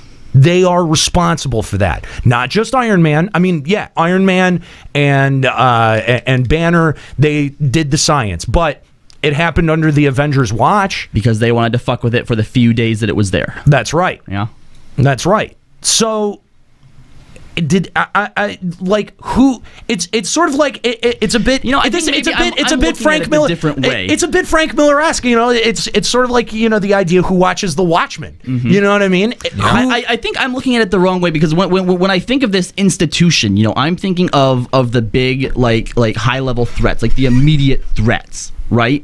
When shit goes down, when aliens attack New York, when a fucking maniacal robot is trying to slam a makeshift meteor into the earth, you don't need someone to fucking tell you to go. You fucking go. Sure. Right? And I guess that's not really where they need to be watched. It's in between all that. What are they doing otherwise? Right. Well, my worry is when I start hearing things like that, like, oh my God, this meteor's coming. We don't have time for red tape. We need someone who can just take action and go do it. I'm hearing the beginning of V for Vendetta. I'm hearing the beginning of dictatorship, where we have to put all our faith and power in these individuals, and they're running the show at that point. Yeah, I mean, because it really does. I mean, freedom versus security. That's really at the heart of this film. If you think about it, it is a very, very apt post 9/11 metaphor. It's an apt post 1942 metaphor. Yeah. And I don't know. I can't wait. This is going to be a really interesting movie. I can't wait to see how it deviates from the comics. I love that we get to have this conversation right now. Yeah. But what's so great about this too, about this conversation, about this movie, about these themes, is even though I have a side to it, at the end of this conversation, I don't have like a final point that says I'm right. I know. Like we're sitting here having, and I'm like, kind of stuttering and coming up empty, and it's not because I don't know what to say or that I've lost my point. It's just kind of because I've realized that while my side has merits and that I believe my side for certain reasons, I also see the fallacy in my side. I see the points in the other side. Absolutely. There is validity in the other argument. Absolutely. Fucking brilliant. It's an argument that's been being had for for longer than 70 years, forever, basically, with no real answer. At what point does safety override liberty or vice versa? And that's what this movie speaks to. That's what the original Civil War book arc spoke to in the series. And I think so far, from what we know of this movie, this might be presenting it even better. If you're not hyped for this movie, I don't know what to fucking say. Because I don't like people are coming out like split down the middle. You shouldn't come out of this movie knowing one way or another what is right, because there is no right answer to it. Everyone has their own opinions of it. You should not be able to come on and say, oh, Iron Man was clearly in the wrong, or Captain America was clearly in the wrong. One person has a different opinion than another person, but both have merits. Can we, I have a question that I want to pass around the room that Chris brought up when we went to see a movie recently, and he was looking at the poster, right? Mm-hmm. What do you guys think about the teams? Like the way that it's split up, right? Because on with Team Cap, we have Ant-Man, we have Falcon, we have Hawkeye. I'm missing somebody, aren't I? Oh, Jesus. I can't remember. Scarlet Witch. There we go. Okay. Right? And then on Team Iron Man, obviously we have Tony. We have War Machine. We have Black Widow. We have Black Panther. And we have the Vision. And probably Spider-Man. But in the comics, he flip-flops, so I don't know if we want to think of him as a wild card or what's going on. Cap also has Ant-Man. Did you say him? I did say Ant-Man. Oh, okay. Yep. So... Oh, did you say Bucky? Oh, and he has the Winter Soldier. Yeah. Right, yep. And on Cap's team, he has the Winter Soldier. So, as far as, these teams, I mean, obviously there's a lot of political crap tied up in there, but just looking at it, from comic booky, nerdy sort of points of view, what do you guys think about those odds, about that matchup? Do you think it's evenly matched? Because Chris seems to think that Team Iron Man has a huge fucking advantage because of the Vision. Yeah. Yeah. But there's a preview. There's a preview where Scarlet Witch has the Vision on his fucking knees. Well, that's because Scarlet Witch and the Vision become obviously romantically involved. They do have that, but the way that I was looking at it is because the Infinity Gems aren't just like little technologically blah blah blah blah blah. Like they're something else. They're composed of pure ether. All right? Mm-hmm. And the Mind Gem. Yes. Her whole ability is about altering reality and warping minds. Yes. And that gives her, I think, a very distinctive advantage over him. Well, it's always going to come down to who matches up against who. If you're strategizing, it's the Team Iron Man saying, all right, Vision, we're going to want to keep away from Scarlet Witch.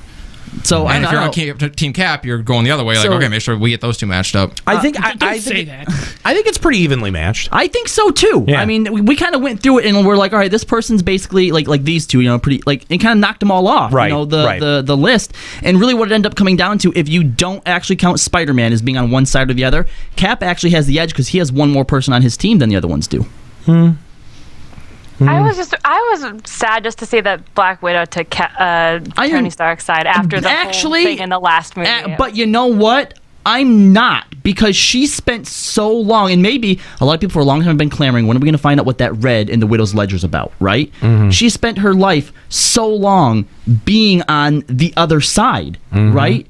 And she's finally been able to be an Avenger these past few times, and we saw in Age of Ultron how she struggled with the idea that as an Avenger, she described it as being a dream, and she's woken up. It's all a lie, right? And so now she's given the chance to choose a side, to stay on the Avengers side, the quote unquote public's right side, the side where the government is, and become an outlaw again, to be on the run again. Yeah. That choice to her could be throwing it, going off with Cap. That could be throwing it away. He might be on the losing side. Yeah. And I've got this back once. How do I do it again?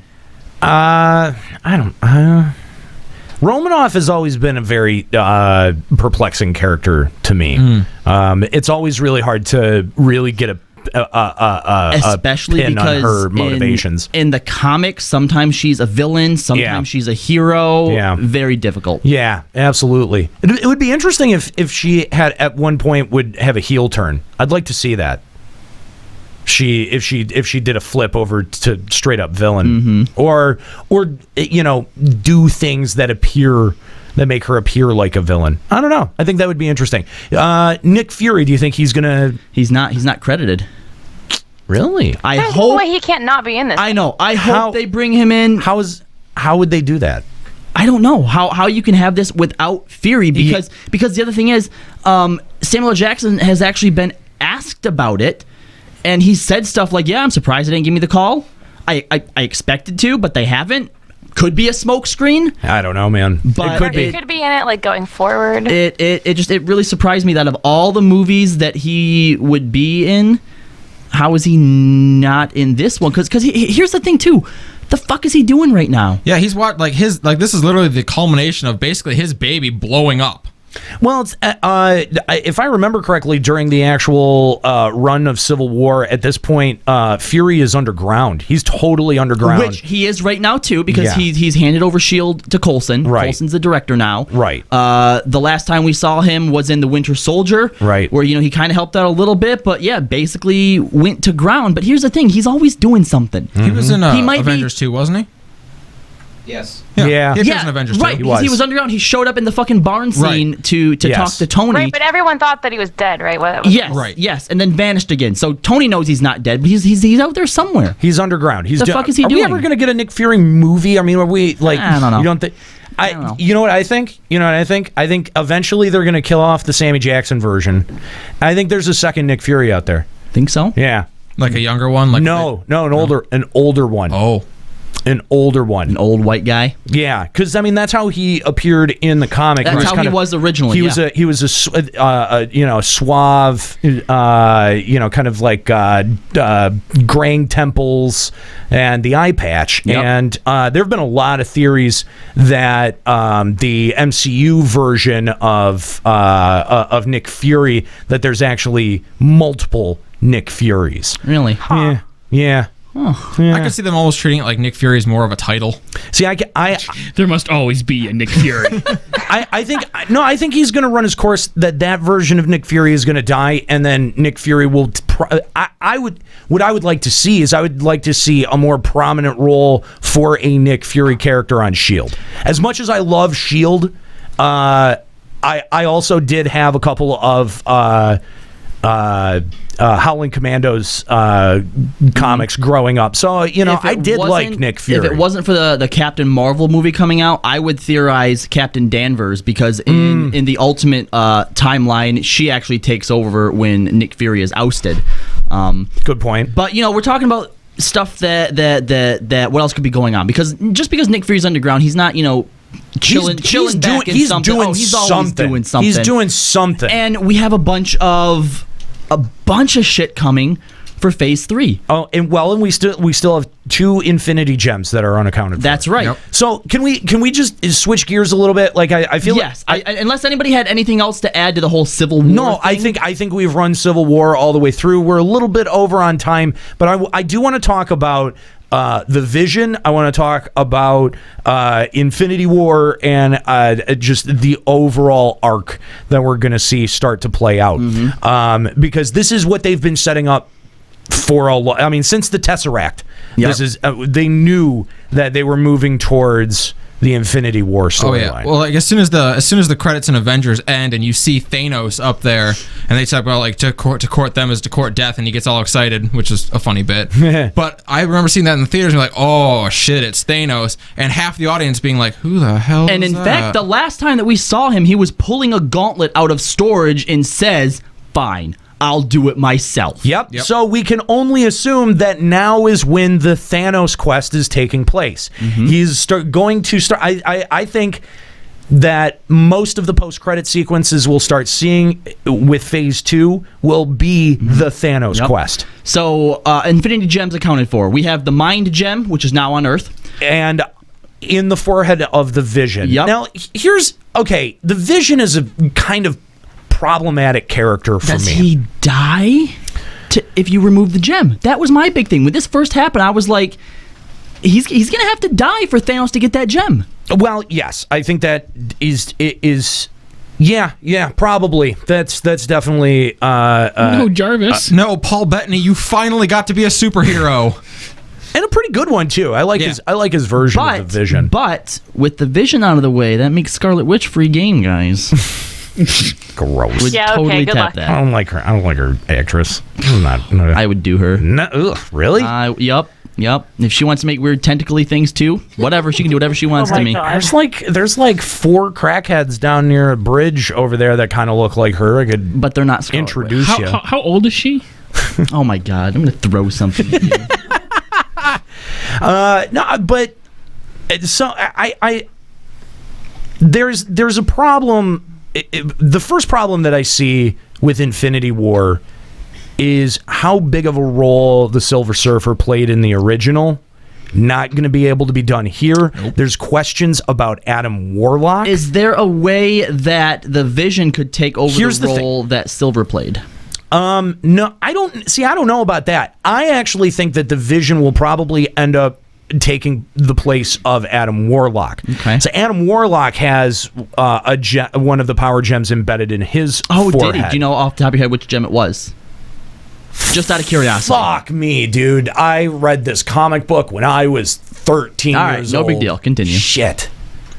But Adam Warlock is pretty much the biggest player in the Infinity War storyline. And speaking of Adam Warlock, there was for a while theories that we saw his cocoon in the Collector's Lab. Yes. James Gunn has shot that down. They said no, that's not the case.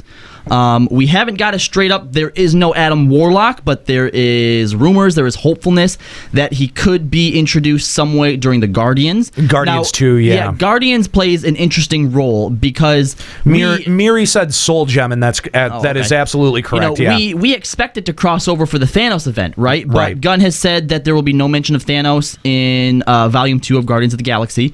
They've also said that with the introduction of a lot of these movies, they're looking to expand the universe more. I mean, I know that we're all like looking forward to the culmination of Infinity War as all these movies branch out. Right. But Marvel's scope is bigger than that. While they are working towards the Infinity War, they're also branching out further, and they plan on using Guardians specifically to branch out and sort of fill out the cosmic universe. The cosmic universe. Yeah. Even with Ant-Man, they've started to explore the idea of the quantum realm. Right. And in fact, the idea of fate has been hinted at in subtle whispers during that quantum realm scene. Is that right? Yeah. Yep. There's if you go back to that whole thing when he's shrinking down and stuff, they said that if you slow it down enough, if you listen, you can hear something, not Hank Pym, but some other voice whispering fate. Interesting. And he has to go back in there at some point to save Janet, right? Come on.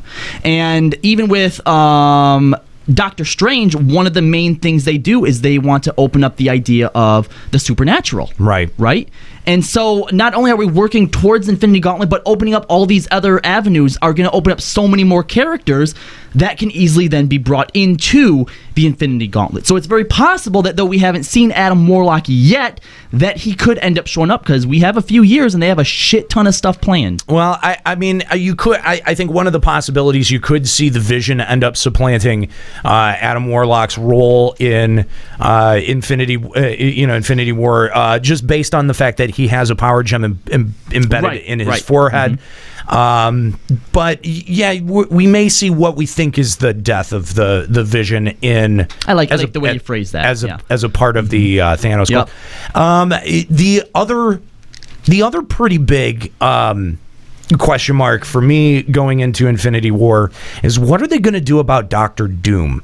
Because Doctor Doom plays a huge role in Infinity War, especially in regards to what Doctor Strange is doing back on Earth, and I'm not really sure how they're going to be able to pull that off. Do we even at the moment, because they're not even setting anyone up? Like I can forgive Adam Warlock because they've set up the Vision enough to be able to supplant his role. I don't see anyone who's set up like Doctor Doom. Here we go. Now I'm not familiar with the comic version of Infinity War, so I don't know exactly what it is Doctor Doom does, but there is a major player that we have not seen in a few movies, and we still have no hint of whatsoever, who has put himself in a major position of power, and everyone else thinks he's dead.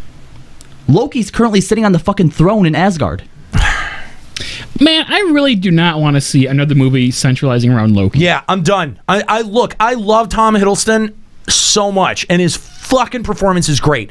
I am done with Loki. I think that Loki needs to serve a different role. Loki either needs to die in the lead up to Infinity War. My prediction is that Loki will probably end up serving the role that Mephisto played in the storyline of being kind of like a background whisper, kind of like devil on the shoulder of Thanos. Because he's all. You think he would have that kind of sway? Not on Thanos. Come on. I don't think so.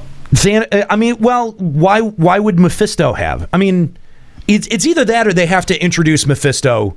I don't see that happening. Doctor Strange. Okay, yes. Yeah, and actually, could do doesn't that. Marvel have Ghost Rider back? I think they do. I think they might have got... Not that they need to make a Ghost Rider movie, but obviously they would need those rights to have Mephisto. But to reclaim the character. Right, but I think they might have got Ghost Rider back. So, because there is... I mean, there like a few key things happen. Like, you get... what's her name? The blue android chick from Guardians. Nebula. Nebula plays a huge role.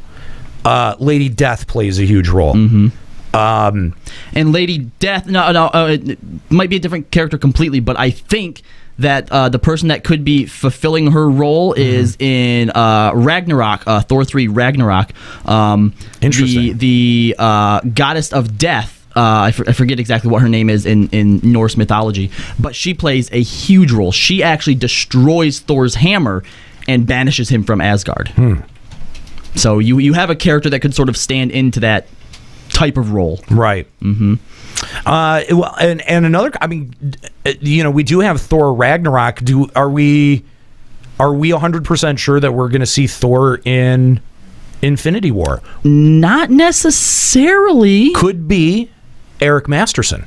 Mm-hmm. They could set up Eric Masterson to come in because he is in Infinity War. All right, hold on. Eric Masterson, wasn't that the name that Thor used as his identity in the comics? No, Eric Masterson was a totally different guy, if I remember correctly.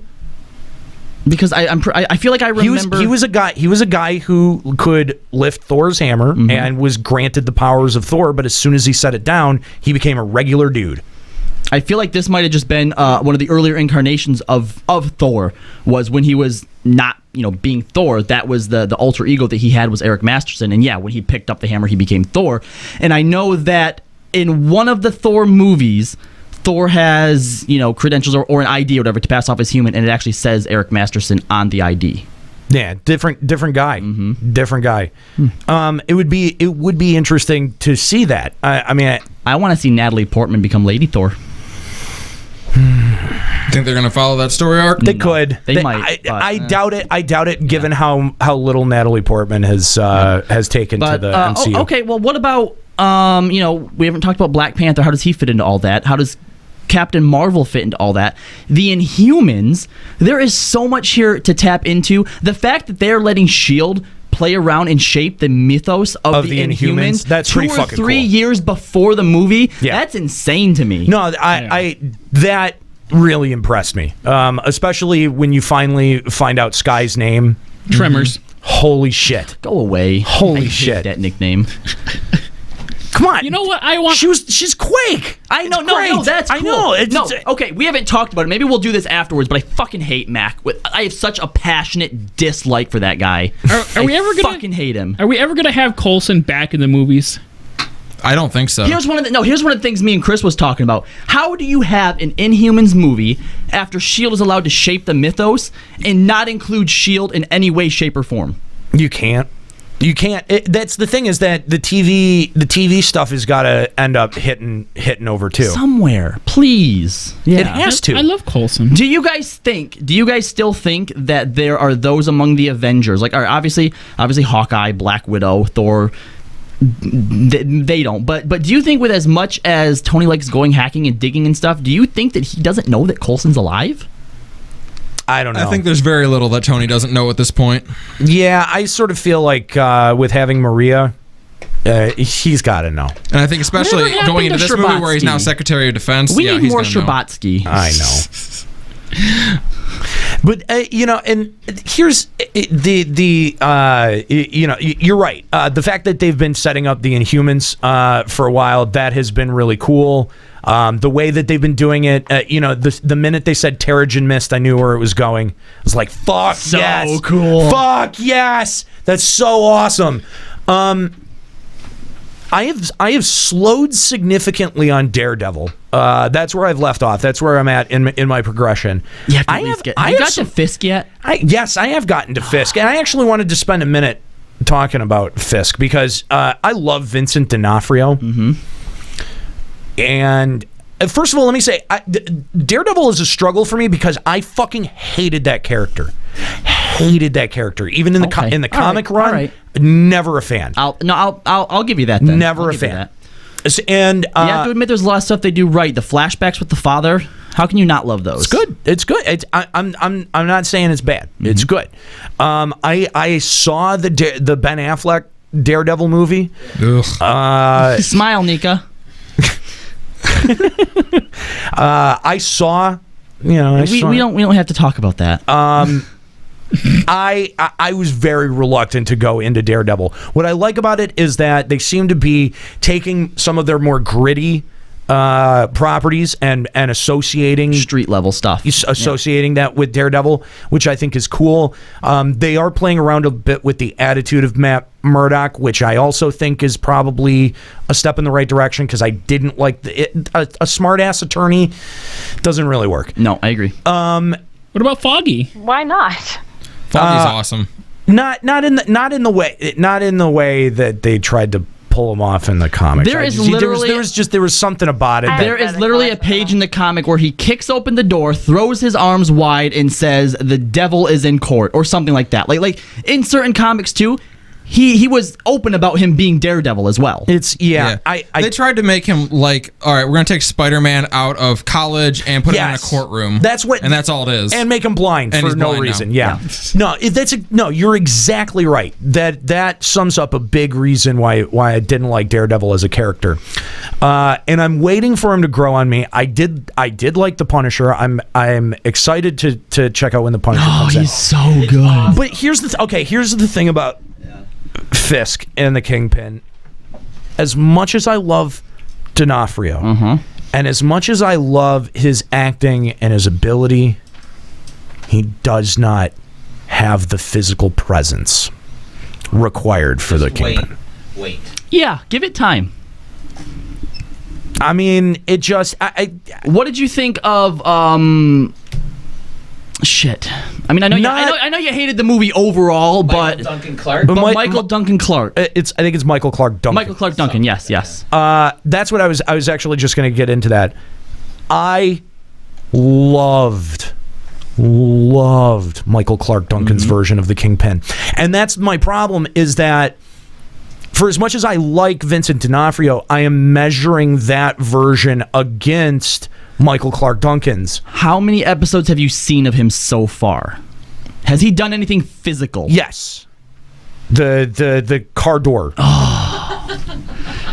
Awesome. What I find interesting and intriguing and what I want to learn more about is the other side of the character that we see in his interactions through the dinners. Yes, with the lady, which Chris hated, by the way. Yeah, I didn't. I understand. Wait, hang on. No, let's not steamroll over that. Why didn't you like it, Chris? I don't know. I felt like she was like kind of manipulating like Fisk a lot of the time, and like he was doing things not very well because of her, and I felt like that made him not as threatening as what he should have been. Right. Kingpin doesn't have like an alter identity or some crazy tech or some superpower to make him imposing. He's just supposed to be above everything. Yeah. And that's the intimidation factor of Kingpin to me. The big metaphor that I got from Kingpin in the Daredevil was a bull.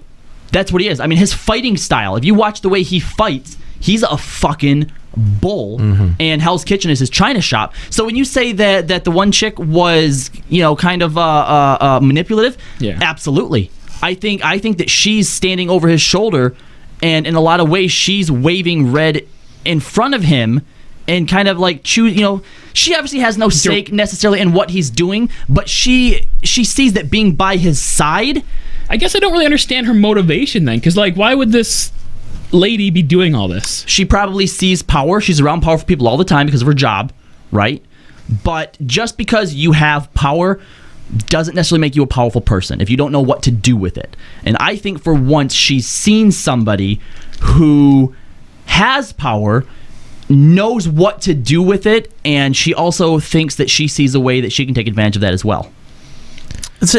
I mean, that's an interesting read of the situation. I took it very much at face value that Fisk has this sort of enlightened view of how to treat women specifically. And I think that is a very disarming part of his character and a very disarming part of his personality. And I really am very curious to see what they do with that, because I don't feel like it's an act that he's putting on for this woman. Yes. I feel like this is a different side of the person that it's almost, those scenes are almost voyeuristic. Absolutely. They almost make you uncomfortable because you're like, you know that the character would not want you to see him like that. Oh, absolutely. I get that 100%. Yeah. And I love that. It's such a...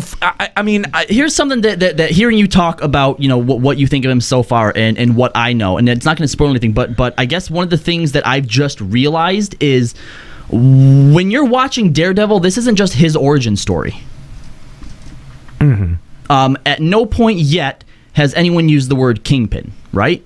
That's true. That's what we know him as. You are judging Wilson Fisk against Michael Clark Duncan's Kingpin, but you haven't met the Kingpin yet. Yeah, Kingpin doesn't exist. Yeah. Okay, that's interesting way of looking fair. at it. That's totally fair.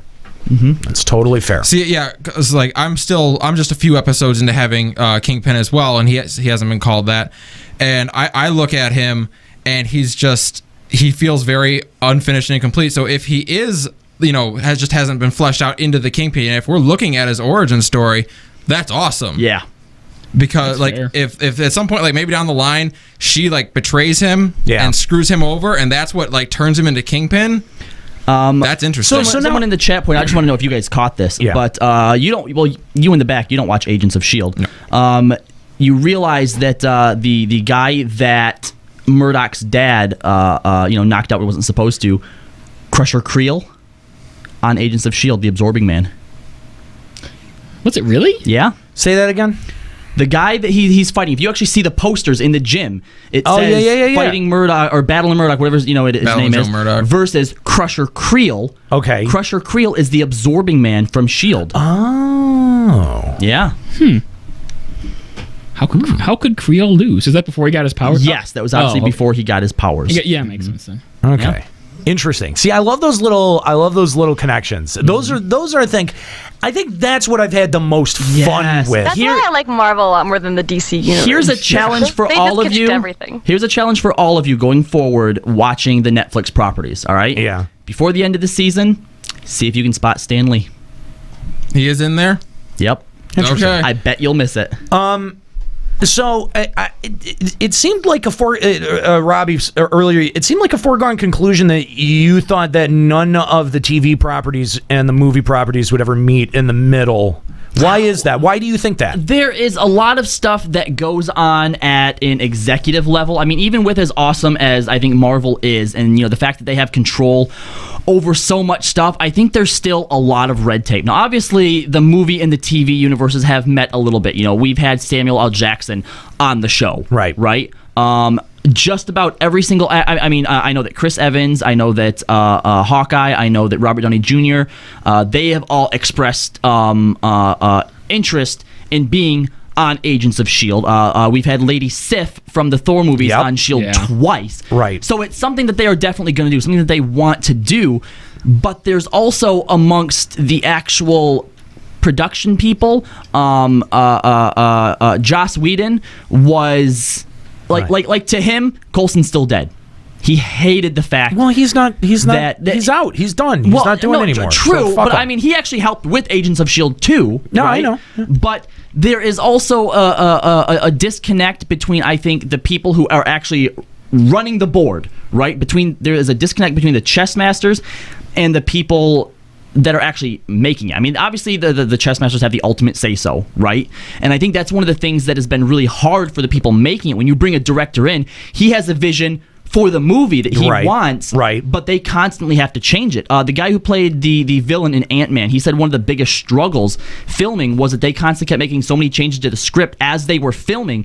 The motivation of his character had to change to fit with those. Sure. So as much as I really want them to cross, I think because of that, they have very different visions that I think they want to focus on. This is our TV direction. Yeah. This is our movie direction. So I think besides these small little crossovers, I don't think we'll get much more than that in a big team up. I don't know. I mean, because you got to... I think it will... And I think it will culminate in Infinity War, because one of the first things that Thanos does is eliminate half the life in the universe. So the second issue of Infinity War, like first or second page, is at Avengers HQ, and they're going through the list of all the superheroes and mutants that are unaccounted for. Boom, boom, boom, boom, boom, boom, boom. We are going to have to lose in that event some significant superheroes. We have to. Now, that said, they've said, one of the very few production notes that I've caught for Infinity Wars, they've said there are 68 characters, 68 superheroes. No. Okay, don't misconstrue that. There are not 68 superheroes. There are 68 characters that are billed. There are only... Okay, so in the comic run of Infinity War, there are really only 4 or 5 villains. Thanos is doing everything. Mm-hmm. There's Lady Death that's by his side. There's Mephisto. There's... fuck, I can't remember his name. Fuck, what the fuck was it? But all right, take for example, there was someone's. I think it's Thanos' brother, and I just can't remember his name. He goes to try to talk to Thanos and ends up getting stuck there. There's Nebula, and that's it. Those are the only people who reside at the Sanctuary of Death that Thanos creates in the middle of the cosmos. The rest is everyone else against him. Right, but those 68 people aren't going to be all against Thanos. They are. Freeman, for example, the guy who plays Bilbo, right? Yeah. He's built in Civil War. Okay. He's not a hero, he's a politician. He's one of those 86. Well, then he's going to, he's in... Oh, okay. So that's what I mean when there's 86 people. They aren't all heroes. I see. Okay. Here's what I think, because you're right. Thanos, the Infinity Gauntlet, the Infinity Wars has to affect everyone. I don't think we're going to see everyone culminate into that movie, but after that movie happens, you're going to see on Daredevil, on Jessica Jones, on S.H.I.E.L.D., on all of them, Marvel's Most Wanted, Cloak and Dagger, you're going to see consequences, okay? After that fight, people always referencing when the hole opened up in New York, when the fucking world ended that day. Right. It's always referenced. Right. And I think all the episodes after Infinity War is going to start in fucking chaos. And you're going to get to see the heroes reacting to that. Yeah. That's really cool if they really do that. And you're right. There could be a lot of people that die. We know that they're turning Jessica Jones, Luke Cage, Iron Fist, and Daredevil into the Defenders. Yeah. So before Infinity War, we're going to have at least 1, maybe 2 seasons of the Defenders. It's very easy for them to bring another hero into that. So yeah, you're right. We could see, the death of Jessica Jones. We could see Squirrel Girl come in Jessica Jones Season 2 and be a really cool side character. And then... well, if it's Great Lakes Avengers. If it's anything like the comics, Squirrel Girl will defeat Thanos. And it'll be awesome. And I'll lose my mind. Off screen, Thanos dies. But you're right. I don't. Unfortunately, as cool as it would be, I also think you get more out of that than trying to bring all these properties into a single movie. I agree. I think getting to see the consequences of the movie ripple across the TV series, aftermath, like what they did with Avengers, they did it perfectly. Yeah. No, I agree. But I think it would be cool to see some of those references, because you see a lot of the references made from the TV shows to the movies. You don't see as many from the movies referencing back to the TV shows. And here's actually what and I'm fine with that, because the movies we get so limited. What I would like to see, if you want to start expanding on stuff, is start taking more stuff from the movies and giving them TV shows or Netflix properties. Jeremy Renner has straight up said, give me a Netflix show to dive into Hawkeye's backstory. Sure. Give us a fucking, I know everyone wants it, a Black Widow movie. I want to see a Black Widow Hawkeye Budapest movie. What the fuck happened in Budapest? Sure. Right. Sure. Yeah. Or a mini-series. What happened? Why can't we do mini-series anymore? And I think the reason you don't see the references from the TV show showing up in the movies as much is just because of the writing timing. I think those scripts are being written multiple years out. Okay, hold on. Objection! The references are there, but if you don't watch the shows, maybe you won't get them. Oh, look at that big plot hole. A fucking helicarrier showing up out of nowhere in Age of Ultron. Oh, of course. Where the fuck did that come from? Well, if you watched Agents of S.H.I.E.L.D., you know. Fair enough. Where you're right. Where did the helicarrier come from in Deadpool? Huh? Wasn't a helicarrier, quote unquote. Oh, yeah. Billion different ways that Marvel could end up taking this. Now, here's my last question. My last question to you guys. Because, obviously, the acquisition of Spider-Man by Marvel is a big deal, putting him in the Avengers. They're just sharing him, right? They haven't right. It's not a full-on acquisition, right. but Marvel has pretty considerable control over him, but Sony is reaping the majority of the benefits and has final say.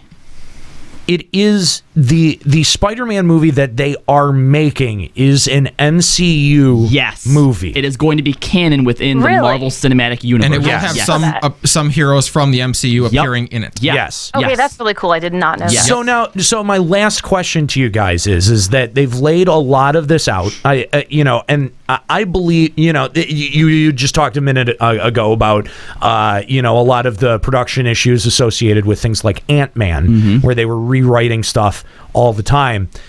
acquisition of properties and reacquisition of properties is going to play a huge role moving forward. I know that Marvel is going to be chomping at the bit to get Fantastic Four back. They have a pretty good chance at getting Fantastic Four back. They'll never get the X-Men back. No, that's not happening. It's never, unless... Even their shitty films do successful. Unless...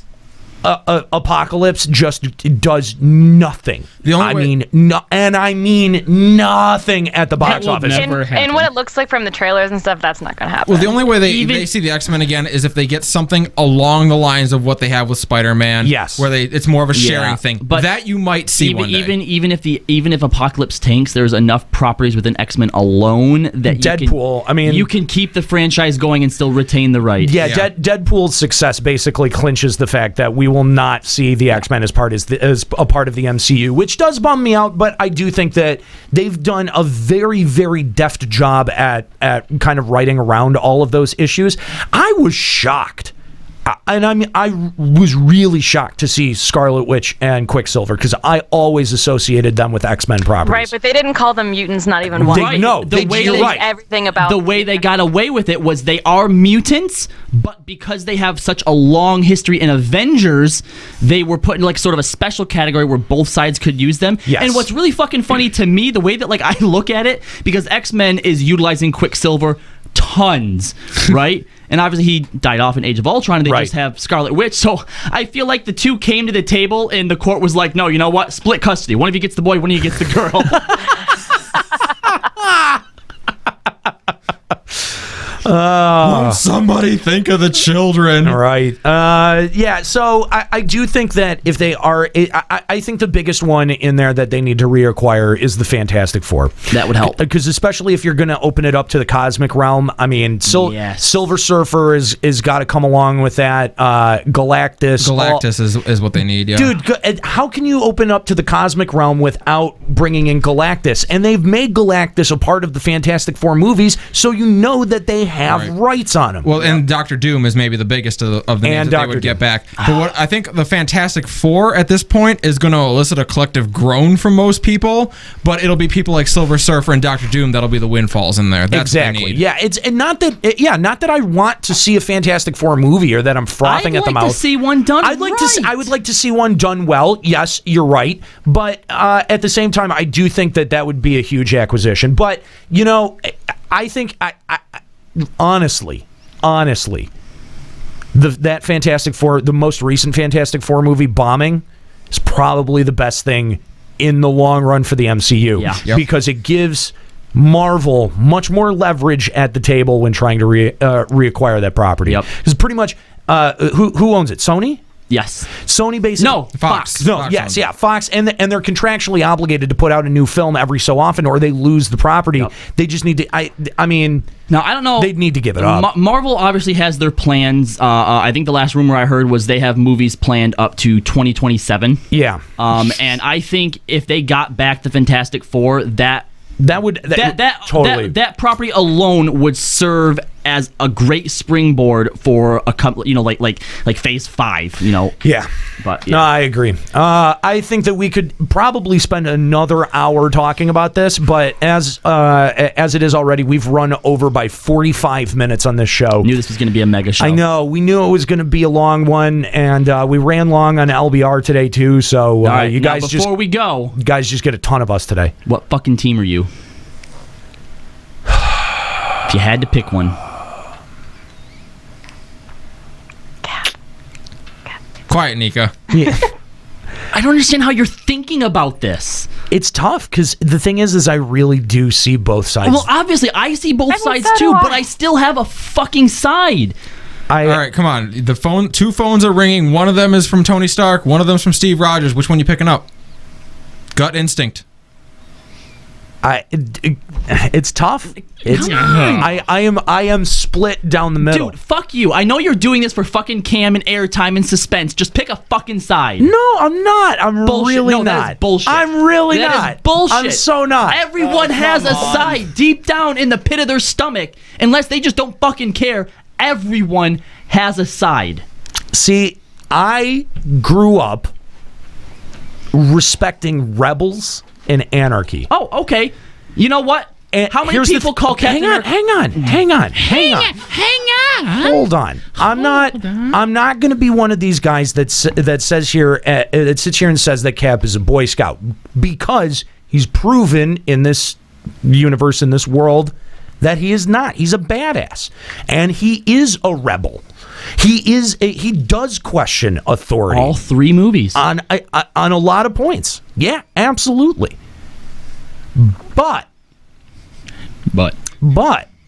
Tony Stark, on the other hand, very charismatic, likable guy, really on a base level. He sleeps with your girlfriend. Likable dude. Which Spider-Man knows what he's talking about. But and knowing what I know about his story really does make me sympathetic to his point of view. And he gets Spider-Man.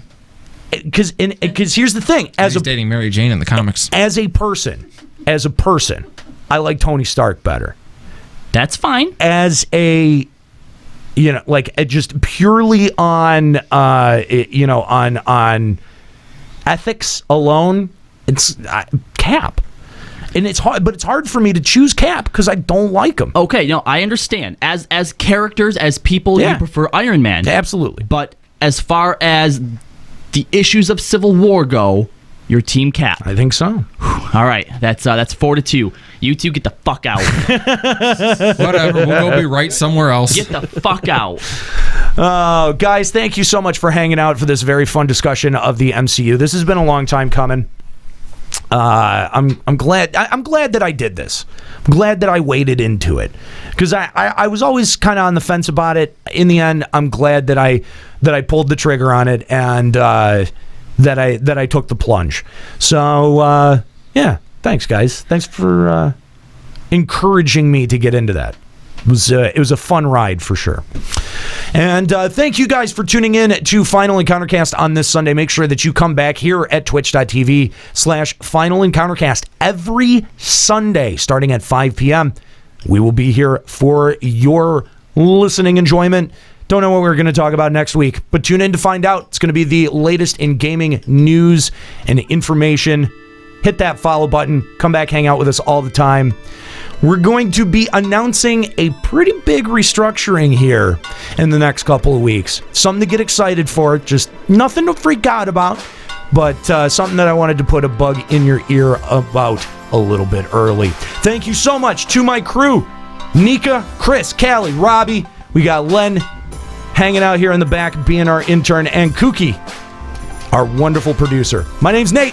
Thanks so much for hanging out. Have a good one.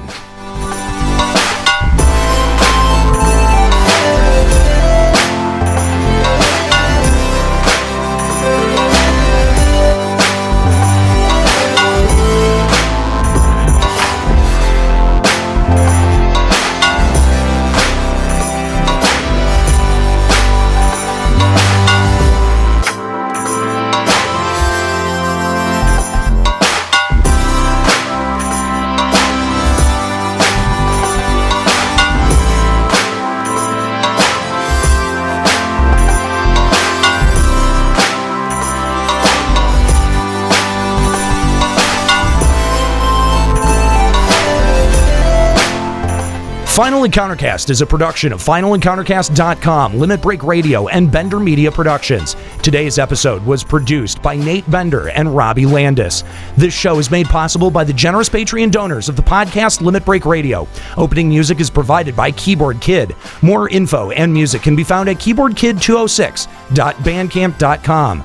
Closing music provided by Sobsy. More info at sobsy.bandcamp.com. For links to articles mentioned in this show, check out our live blog at finalencountercast.com. Final Encountercast and its hosts are solely responsible for its content.